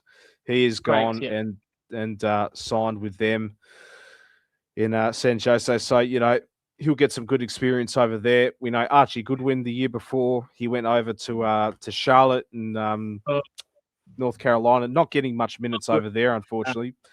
Maybe he could come back. He could come back, play for us. We need a striker. We absolutely need a striker, don't we? I like to see Hiroshi Ibasuki back at the Reds, the Japanese striker. Yeah. I'd love to see him back in the side. Yaya Takuli, he's gone as well. I think he's gone to a European club. But I'll be at this game. I'm really looking forward to this one. It's going to be on a Tuesday night, so it will be interesting to see how many people will turn up to this game. But with the amount of people that I saw support the Socceroos at the live site in Adelaide for the World Cup, I hope a few more people come and support the A-League. And speaking of A-League, Adelaide United currently playing a pre-season game in Elizabeth against the Playford Pirates. And last time we checked the score, Adelaide United were up 1-0. We've got good news. Game. They've won 2-0. They've actually won 2-0. Oh, that's good. That's good. Yeah. So they won 2-0 in that. We were always going to win this game. So just to get legs into the boys and all of that. What's going to be a massive, massive summer of football. And we've got South Melbourne Hellas, the Greek club, in the Oz Cup as well. So for those who don't know, it's basically the FA Cup knockout tournament here in Australia. So, and I think we're playing away in this one too in Melbourne, so that'll be really interesting in that one. But that's about it in the world game in Australia. We'll move on to the NRL. Penrith Panthers fall short against the Broncos in this one. Their season sort of still alive for Brisbane. I don't know. I haven't checked the ladder regularly. The Sharks 20-18 over the Knights. Roosters 14-6 over the Storm. Raiders 34-24 over the Rabbitohs. Warriors 20-12 over the Dragons. My Bulldogs 32-0 over the West Tigers. We're making a charge. We're making a charge, the Bulldogs. If we had a wildcard system, I reckon we would have been in the hunt. We're 10th at the moment. So the Titans 38-32 over the Sea Eagles, and the Dolphins 36-16 over the Cowboys in the Queensland Derby. Lucas, plenty of news in the Formula One. Yes, Formula One Belgium. They have one more round, then they go on their winter break for a month. So and nothing has changed here. AK Antonelli, the Italian for Mercedes, wins the Belgium Grand Prix. We'll put up a leaderboard, but there's no point. He's going to win it this year. He's won majority of the races already. The Mercedes team right now are indestructible. They're going to finish 1-2. And they're probably going to easily win the Manufacturers' Championship by an absolute country mile. AK Antonelli wins the Belgian Grand Prix. Max Verstappen finished second. Our man Lando finished fifth. He's not had a good year, Lando. Oscar Piastri, he has not had a good year, to be fair. Unfortunately, Lando fucked him last year up with McLaren, but that's a British driver in a British manufacturer. So what else is going to, of course, he was going to be the number one driver, isn't he? That was always going to happen. No MotoGP this week. They have a winter break coming up as well. So we're going to be a few sports short of that one. Now, Kiri said there is no more World Game. That is incorrect. We actually have a special one. This is a legitimate league, the J League. They are in their anniversary, the 25-year anniversary. Kiri hates the system. I told Kiri that it's only a once-off. It won't happen again. It's to celebrate their first year in the J League. So there is no such thing as draws. They go to penalty shootouts. Penalty shootout is 2 points, and if you lose at 1 point, Kiri hates it. However, we have a champion. We have a champion. Vissel Kobe has won that in the playoff. Unfortunately, they bet Mike Gamba Osaka. I can't believe I did not put this in. They bet Mike Gamba Osaka, who finished second. That's a bit disappointing. Don't worry, we'll smash Adelaide United in the Champions League for that, just like we did in 08. How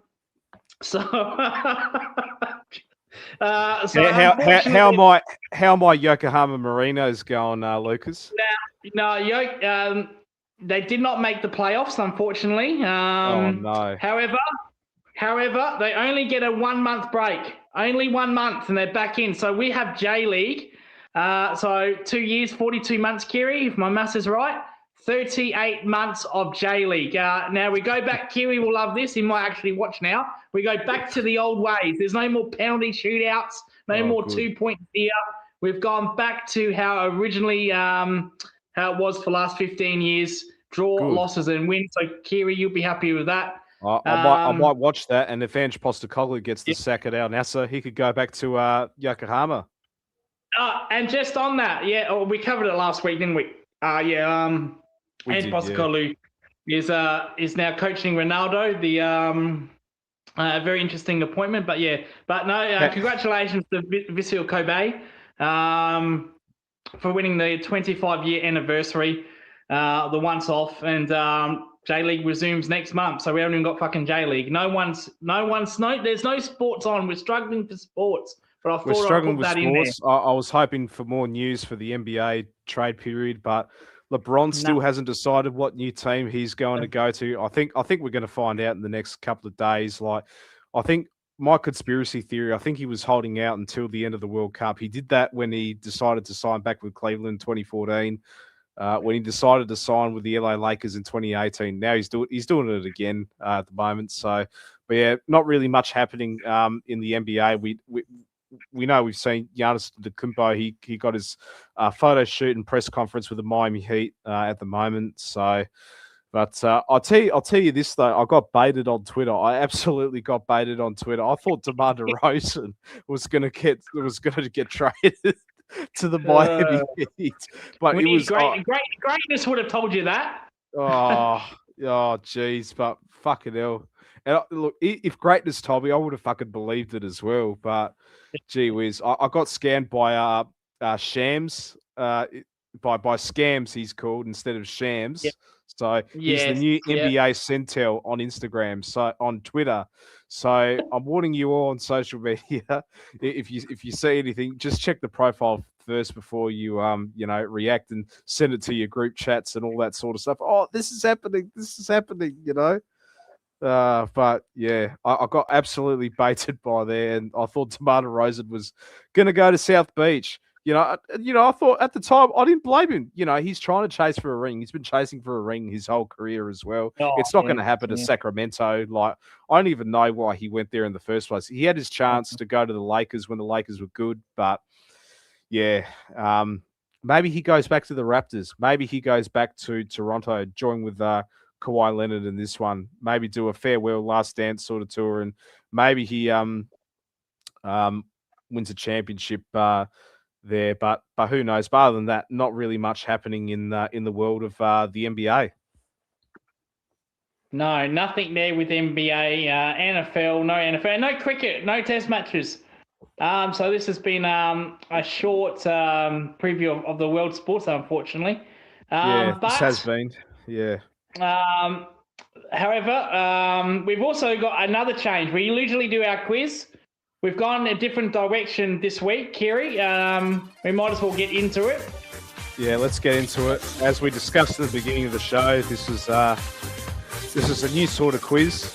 So we thought we'd try something different and just see if we can get a winner, because we keep drawing every fucking week. And like I said, the Guardian hasn't updated the website. So we're using BBC. We are using the BBC in this one. So this one, I haven't really looked at this, but we have to name every Men's World Cup final host city. So, this should be interesting, Lucas. Yeah, should be good. We should be good here. We should be good here. Yeah. Alrighty. Well, I guess we'll go into. Well, I guess we'll go into it. I guess so. 2026. That was quite obvious. That was New York, wasn't it? So.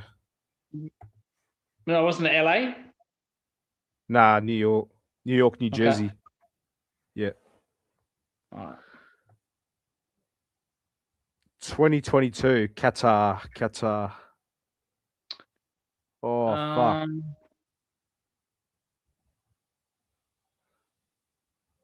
Was it Doha? Surely it has to be. Surely Doha. Oh, yeah. It's the capital, isn't it? Yeah. Yeah, we'll put in Doha. See how we go. Doha. Russia. That was Petersburg. St. Petersburg, if I'm not mistaken. Yeah. I remember 2018 really well, but I do remember the final. But yeah. Yep. All right. Brazil was the La Maracana in Rio de Janeiro. Yep, absolutely. South Africa, Johannesburg. Yep, correct.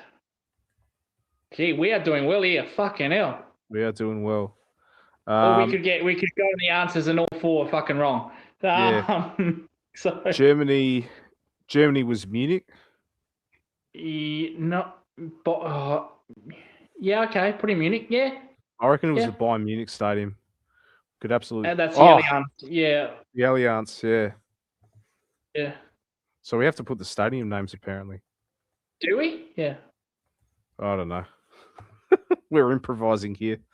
We're improvising. Japan and South Korea. Is that Tokyo? No.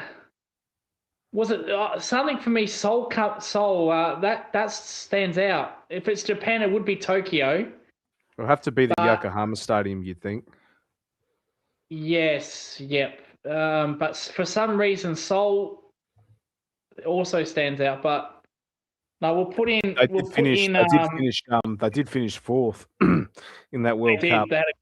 They had a great, South Korea. Yeah, we'll put in Yokohama. All right. France. That was the Saint Denis, the Stade de France in Paris. Yep. Okay. US. I That think was that was LA. that was LA. Yeah, the Rose Bowl. Yeah. Yeah. 1990 Yeah. Italy. Fantastic. Roma. And That's Sierra? San Siro, I reckon. Yeah. Is it? No. No. No, it's not. Okay. No. We'll move on with that one. Yeah. Oh. Well, Mexico. That has to be the stadium that they were playing this year. What was that stadium called? the Aztec. Hang on. The Aztecia. Aztecia. Yeah. Fuck. I can't spell. No, it doesn't matter. We'll put it in. We'll confirm it on Google. We'll confirm it on Google when we do our answers. I'll put Aztec in. Spain. Yeah. You should know this one. Bernabeu. Was it the Bernabeu? Have to be.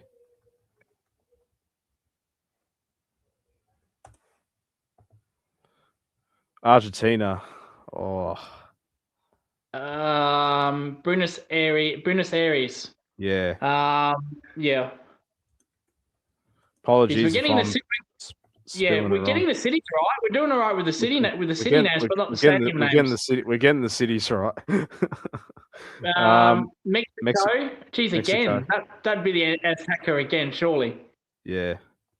It'd have to be. England was Wembley. Yeah, of course. Yeah, has to be. Chile. Has to be Wembley. Chile. Fuck. Santiago is the capital? Yeah, I have no fucking idea. I'm going to say Santiago. All right, Sweden. There you go. Got to be Stockholm. Stockholm, yeah. Got to be. Switzerland. They're giving us some of the answers as well. Yeah, bang. There we go. Switzerland. Rio de Janeiro. Maracana. France. Yeah, I'll say the Stade de France again. Yeah, surely. That would have been there back in the day. Italy. Yep. San Siro. San Siro. Uruguay. I should know this actually because they're hosting the opening match for the next World Cup over there. So there it is, Australia. I'll be damned. Montevideo. Look at this country. You are gay. Yeah. Yeah, so the Estadio Centenario, yeah. So what are we missing? Okay, so I don't think it was Doha for 2022. Yep, okay. I think it's coming to my mind. Yeah, the Lusail Stadium. Yep. 2006. Who else could it be in 2006? So it's not Munich. Dortmund? Dortmund? Dortmund's the club, not the city, isn't it? No, Dortmund's a city, though. Okay. Berlin? Berlin? Berlin? Yeah, let's try that. Fantastic. Have we got them all here? Have we got them all? Almost. What are we missing? San Siro. Oh, what year is that? I can't see properly. I'm looking at the TV. What year was that? Rome Stadio Olimpico. Oh, we got it. We got it. Aztec. There we go. Wow. So it wasn't Mexico. the San Siro. No, it wasn't. So just got Mexico to go. Mexico City. Try Mexico City. Yeah, try Mexico City. Yeah, there we go. Bang. Holy shit, there we go. Madrid. Yep.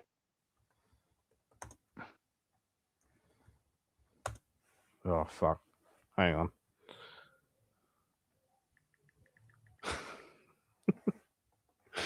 I wonder if people are still tuning into this. Gee whiz. We have not prepared at all. Fucking hell. There we go. There, bang. Stockholm. So it wasn't Stockholm, was it? Or what? Not Stockholm.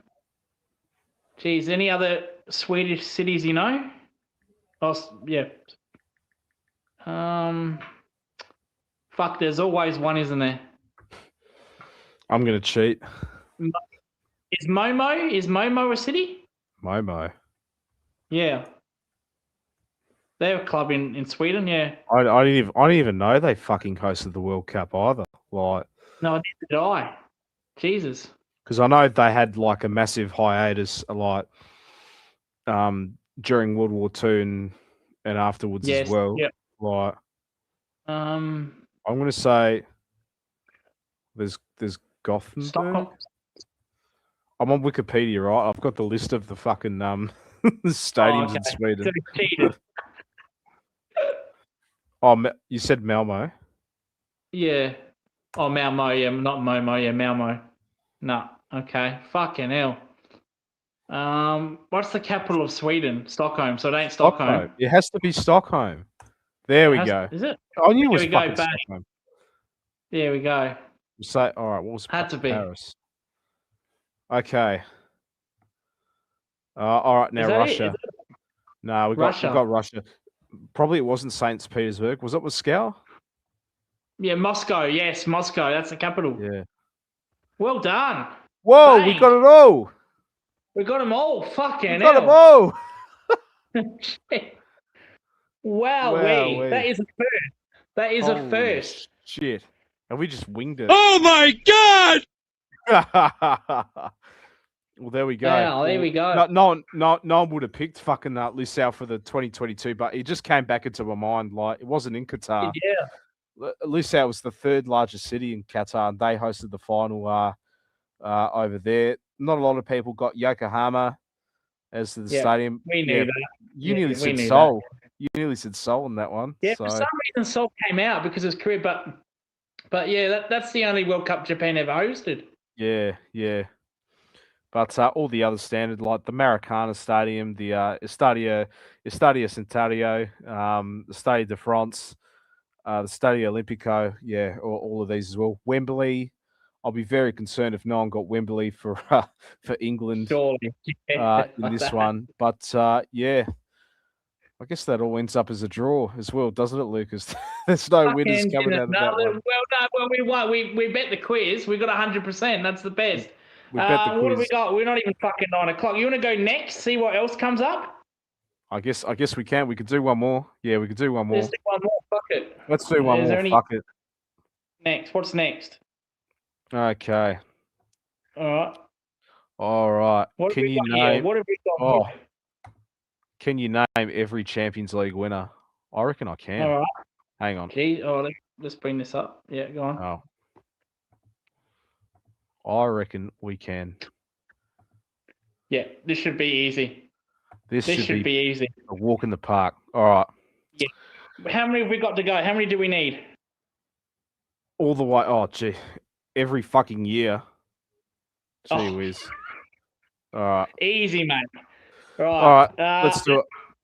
Let's start PSG. in Spain. Yeah. Oh, well, I was going to say let's start in France. So PSG, are they the only French team to win it? Are they the only French team to win it? Yeah. Okay. All right. We'll go to Spain. Let's go Madrid. Real. All right. I'll give you Real Madrid. I'll zoom in on the screen here. So we're zooming in. There we go.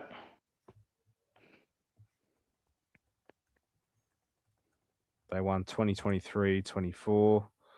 Whoa. Look at that. Only the best club wins 16, mate. Yeah, we beat you in 81, though. Yeah, 81. Jeez. All right. By Liverpool. Yep. Oh, shit. Wrong year. Oh, here we go. Yep. 6 times. Yep. Hopefully 7 soon. Hopefully 7 under Iraola. Yep. Yeah. Barcelona. Yep. Their last was in 2014-15. Jeez, we are cruising. We are absolutely cruising. I bet you there's going to be one team that's going to fucking stick out for us, though, like a sore thumb. Yeah, there's going to be one fucking Swedish or Norway fucking team. Who else in Spain has won it? No, Porto's Portuguese. Yeah. Well, we'll put in Porto with Jose Mourinho. We might as well. That was 2003-04. Yep.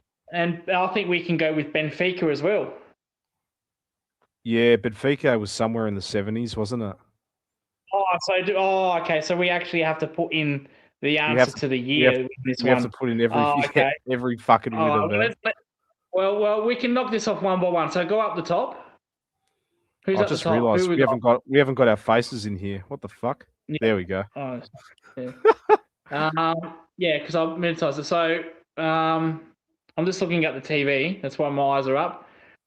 So what year are we up? There's a bit of a delay between TV and streaming, of course. Bayern Munich. Duh. Yeah, Bayern Munich. Yep. Chelsea 1-1. Chelsea, yeah, they won 2. Yep. Who won in 2022-23?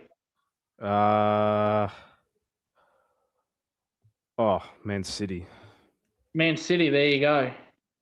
Blue Moon. Oh, fucking hell. That was bullshit, that final. So we're going to 2009. Fucking hell, 2009. Oh. That was Pep Guardiola. So someone would have had to beat Pep Guardiola in that year. An upset. Oh, I bet we're going to go back to that. It's going to stick out like a sore thumb, isn't it? Oh yeah, because that was heavily Messi's era. Oh no, I've got Manchester United. Man United.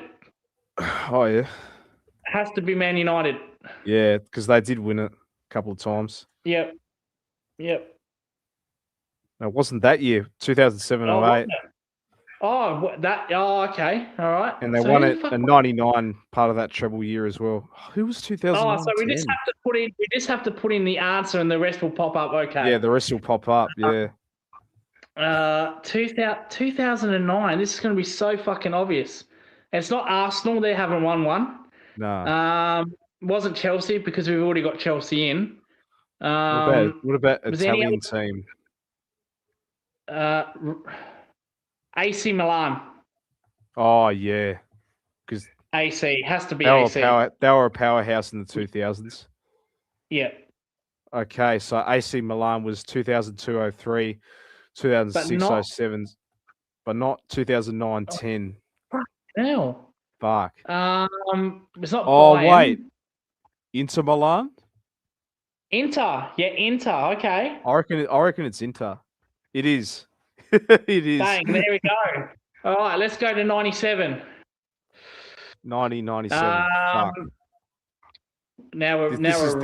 This is where I don't know now. So this era is where I think Ronaldo went to Real Madrid. I think. What, 1997? No way. Yeah, it could have. Oh, a bit later. No, sorry. No, I'm talking about Brazilian Ronaldo. Oh, Brazilian Ronaldo. I was going to say, he was fucking still in fucking Portugal, mate. No, Brazilian Ronaldo was at Real Madrid 2004-03 era. So we missed one Premier League team, Nottingham Forest. They did win one. In the 70s. And Aston Villa. Yes, but what years? Well, it doesn't matter. You just need to type in the answer anyway. Yeah. You mean they've won it twice? I'll try Aston Villa. I know Aston Villa has done it. Nottingham Forest has done it. Yeah. Aston Villa, 1981-82. Yep. Put in Forest. Yeah. If you put in Forest, it should come up. There we go. Nottingham Forest. Any other Premier League that have won it? No. I think that's it. Can't believe Arsenal. Tottenham was Europa. Yeah. I can't believe Arsenal haven't won one. Fucking hell. They win one club in 100 years and Mars thinks they're fucking Real Madrid. It did come to one kick, though. It did come to one kick, didn't it? AS Roma, I'm thinking. Roma. Have they won? You just got to put it in a year? No, they haven't. No, okay. Fucking hell. Let's say Benfica. Yes, Benfica would be one. In the 60s, yeah. Okay. So we got a few from the We got a few from 1966, 67, and pretty much from the 70s. So some from the 80s we're missing as well, and 90s. So pretty much See, everything. I think from the 80s, it's going to be teams that are from Denmark or Sweden. Is there any jerseys in Sweden that have that star? Sweden. Probably Fucking probably Malmo. Put in Malmo. fuck it though. No. Who wears gold stars? Ajax. Ajax. Oh yeah, Dutch teams now. Yeah. Ajax. Yeah. They won big one. in the 70s. Yep. Yep. There we go. What about see, PSV? there's going to be a couple. Yes, PSV. Yep, they've done it as well. Okay, I don't think any other Dutch. What about France? PSG, they're not. That's surely not the only. I reckon they What's are. that stud? What's that Stade de France team? That's the green name emblem. That's the name of the stadium. Yeah, there's a. They're called Le Mans or Le Mans or something. I don't know. Marseille. I put Marseille in. Yeah, Marseille. Yeah, Marseille. Yeah, they won one. So they did. They did. What about Lyon? Lyon. Oh yeah. They won. No. They've won the women's comp. Yeah. They haven't won the men's. So. All right, Spain did. Same with Arsenal. Yeah, I think Atletico Madrid. I don't remember them winning any, but put in Atletico. They've never won it. No. Sevilla. I know they won a lot of Champions League, Europa Leagues, but no. Valencia. No. I'm gonna go mental if there's a Spain team coming up. Spain team in there. So 90. So who do we need? We need 95, 90, and 85. See, it's going to be a one-hit wonder. Yeah. They're going to be one-hit wonders. Yeah. Who? Juventus. Yes, Juve. They're not one-hit wonders. Juve. There we go. Yeah. Any other Italian teams? What about Lazio?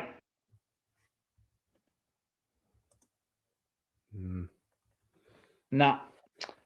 Dortmund?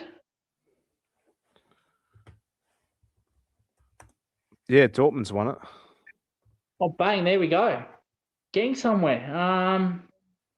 What about Berlin? They used to be a big club back in the 80s. No. No, okay. Real Madrid, Chris. And Kiri goes for Liverpool. He's got his own channel. Go check it out, the Red Dawn TV. We've got plenty of time, but we've drawn some blanks here. There's going to be there's one that's going to stick out like a sore thumb. Yeah, it's going to be from fucking probably Spain or no other English teams than Aston Villa and Forest. No. Other Newcastle? No, Newcastle's never won it. Okay, so it's the 80s. I think the Sweden teams won it, but I don't know. I don't know my Swedish teams. I don't know fucking Sweden teams. All I know is fucking Alexander Isak, mate. Yeah. Put in Stockholm. See what happens. Maybe they have. No. What about Danish teams? Any Danish teams we know? Denmark. What about Greek teams? What about Olympiakos? Yes. Or AK Athens? Yeah. Yes. No. Fuck. Only the Conference League. No, not West Ham. They did Conference League. What about from Turkey, Galatasaray? Oh yeah. Turkish teams. Or Fibonacci or whatever they're called. No.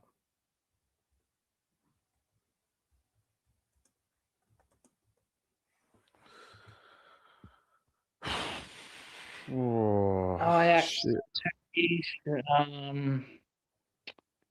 Is there any other like from lower nations like from an Iceland that's just been a one-hit wonder? I can't think of any. Celtic from Scotland. Yes, Celtic. Yeah. There Yeah. we go. Bang. Rangers. There we- Rangers were big in the 80s. Rangers, yeah. No, they haven't done No, it. no, just Celtic. Okay. So How many do we we got need? now? 1, 2, 3, 4. We got 4. I think that's a good effort. Oh, yeah. If we get one more and get in the top 3, so what about Hoffenheim from Germany? Hoffenheim.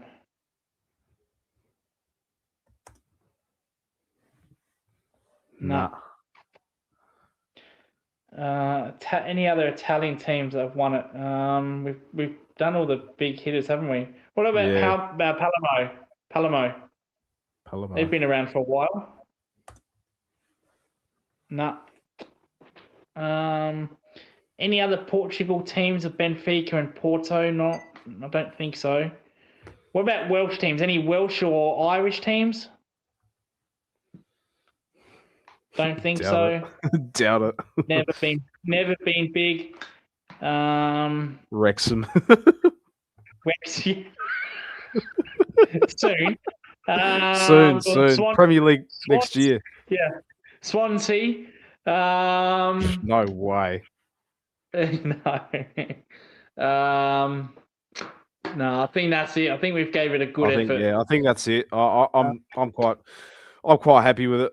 Like I said, there's going to be a fucking someone that's going to stick out like a sore thumb. So what years do we need? What years do we need? So we needed. I'll go from bottom. We needed 1969 to 70. Hang on. 1982, 83, 1985, 86. I have a gut feeling it's one of the 80s. I'd know 1990, 91. Yeah. All right. You ready? Yeah. Hang on. I'm just putting the answers in here. All right. Show us 82. Or do we have to see them all at the same time? We have to see them all. Yeah. Okay, right, go on then. Let's do it. Oh, right. Okay. How do people not pick PSG? Just go down slowly. Red Star Belgrade for 1990-91. I knew it from a lower league, yeah. Yeah. Steaua Budapest. Turkish. Hamburg. You're fucking kidding. Hamburg. I fucking knew it. Fucking knew it. There'd be a... Knew it. Another German team. Feyenoord. Oh, fuck. Feyenoord. The Dutch team with Ajax. Fucking hell. There we go. Arne Slot's old team before he came to fucking... How did we not get that? Oh, I didn't know they won the Champions League. I didn't know, because I know he took a final to the conference final against West Ham, which they lost. So, fuck. They won a Champions League? There you go. One hit wonders there. Gee whiz. Yeah. Like a lot of the Dutch teams. Well, Ajax got a 3-peat, so. Yeah. But fuck. Oh, that's crazy. Red Star Belgrade. Yeah, that was sticking out for me too. Yeah, there was I knew there'd be one fucking lower league team that hit wonder, but the one that's upset me is fucking Hamburg. That's upset me, that one. Yeah. Fuck. Oh, damn. I'm flat after that. But I like those quiz. They were good fun. That was good. The first one we mowed along. We only got 4 wrong. So I guess out of how many? 70 teams. Yeah. That was good fun. Yeah, it was good fun. We've got a little bit of time left, but I think, I think for this week we'll just wrap it up. And no quiz winner, but that was good. We've improved our Champions League knowledge. We did. Fucking Hamburg. Yeah, but we did have to revise a bit as well and sharpen a bit of the mind. Certainly did test my knowledge myself, but yeah, no, that was good fun. But alrighty, guys, we're going to wrap this up just over the 2-hour mark. So we managed to get there despite the lack of sports news and all of that. But that is going to be about it. If you enjoyed this video, give it a like, subscribe to the channel if you are new. We do about 3 to 4 videos every week 5 now with a new segment, Drive the Show, which Lucas does on Sunday mornings, Sunday nights, Monday morning in this one. But yeah, stay tuned for the Scratch the Surface tipping show, which Lucas will do midweek, unless he pulls out last minute, and I have to do it again. But and we'll and I think you're safe this week. I think I'll be doing it this Cool, week. Yeah, I think I'll cool. be doing it this week. Yeah. And Friday night, we will have the watch-along for the Geelong and Melbourne game, which will be at the MCG. So if you're not going to the game and you're going to watch it on TV, if you look at some alternative commentary for this one, Coach Lucas will be in the building for this one. He will give you the dulcet tones. He will rage for this one if we're down. But be what we are. It is going to be on Channel 7 for this game. So don't watch it on Foxtel or KO for this one, because the broadcast won't be in sync with the YouTube. So watch it on Channel 7 if you have free-to-air TV, mind you. So, and then we will do the Sunday roast, my match review. Hopefully the Cats get the job done there, and we're all back again for the Monday FUNDAY show next week. Hopefully, we're going to focus more back at the footy now that it's close to the end of the home and away season. The World Cup's over, but hopefully a bit more sports news, hopefully more action there, hopefully some news in the NBA world, especially the trade period. We have got sports coming up. I was wrong. We've got the Commonwealth Games. We've got the Commonwealth Games. I don't care about that, to be honest. You got to be kidding me. You don't rate it? I mean, I don't know. Mate, what about during the Winter Olympics, mate? You wanted 2 months of that. I didn't. You wanted it. Nah, look, I want Olympic Games in Adelaide. I want to go downhill skiing in Rundle Mall, mate. I watched the swimming. But that's probably going to be about it. Gee whiz. Yeah, Kaylee McEwen's ruled out for the swimming because of glandular fever, so we won't be seeing her. Your girl Ariane Titmus, she's retired. So I'll see my man Kyle Chalmers. He's the freestyle king, so he'll be cruising through in the pools there. But I'll probably watch that. But others, I don't know. It's just I lost a bit of interest over the years and all of that. But but look, if you want, we'll definitely talk about it. That's completely fine. That's going to be your flaw, Lucas. But yeah. That's in where the fuck is it? That was supposed to be in Victoria, wasn't it? It was, and Dictator Dan fucked that up. Yeah. He bottled it like Arteta. He bottled it. Yeah, he bottled it big time. So yeah, well, we might do Commonwealth Games. No tennis. Wimbledon's over. So this is not a good month for sports. June, July, and as I said, the motorsports are going on break. I guess we could talk some transfer news in the Premier League as well. So now that's going to be back up and going, this could be a Red Dawn collaboration as well. I haven't done much content for my own channel as well, so stay tuned with that. Well, didn't they play a pre-season the other day and they lost? No, not yet. We haven't played yet. Okay. That's and that's not going to be in New York. That's going to be in Chicago in this one as well. I forgot who we're playing, but. Yeah, well, I know United lost. They lost to Wrexham. Yeah, they lost to Wrexham 1-0. That was pretty funny, wasn't it? But yeah, Wrexham will be in the championship. Watch this space. Keep an eye out for them. Will they make the jump this time round for the Premier League? We will find out for this one. But all right, we're going to wrap this up before we ramble on for another half an hour to an hour. But take care. Be kind to one another, and as always, go the Mighty Catters. See you later.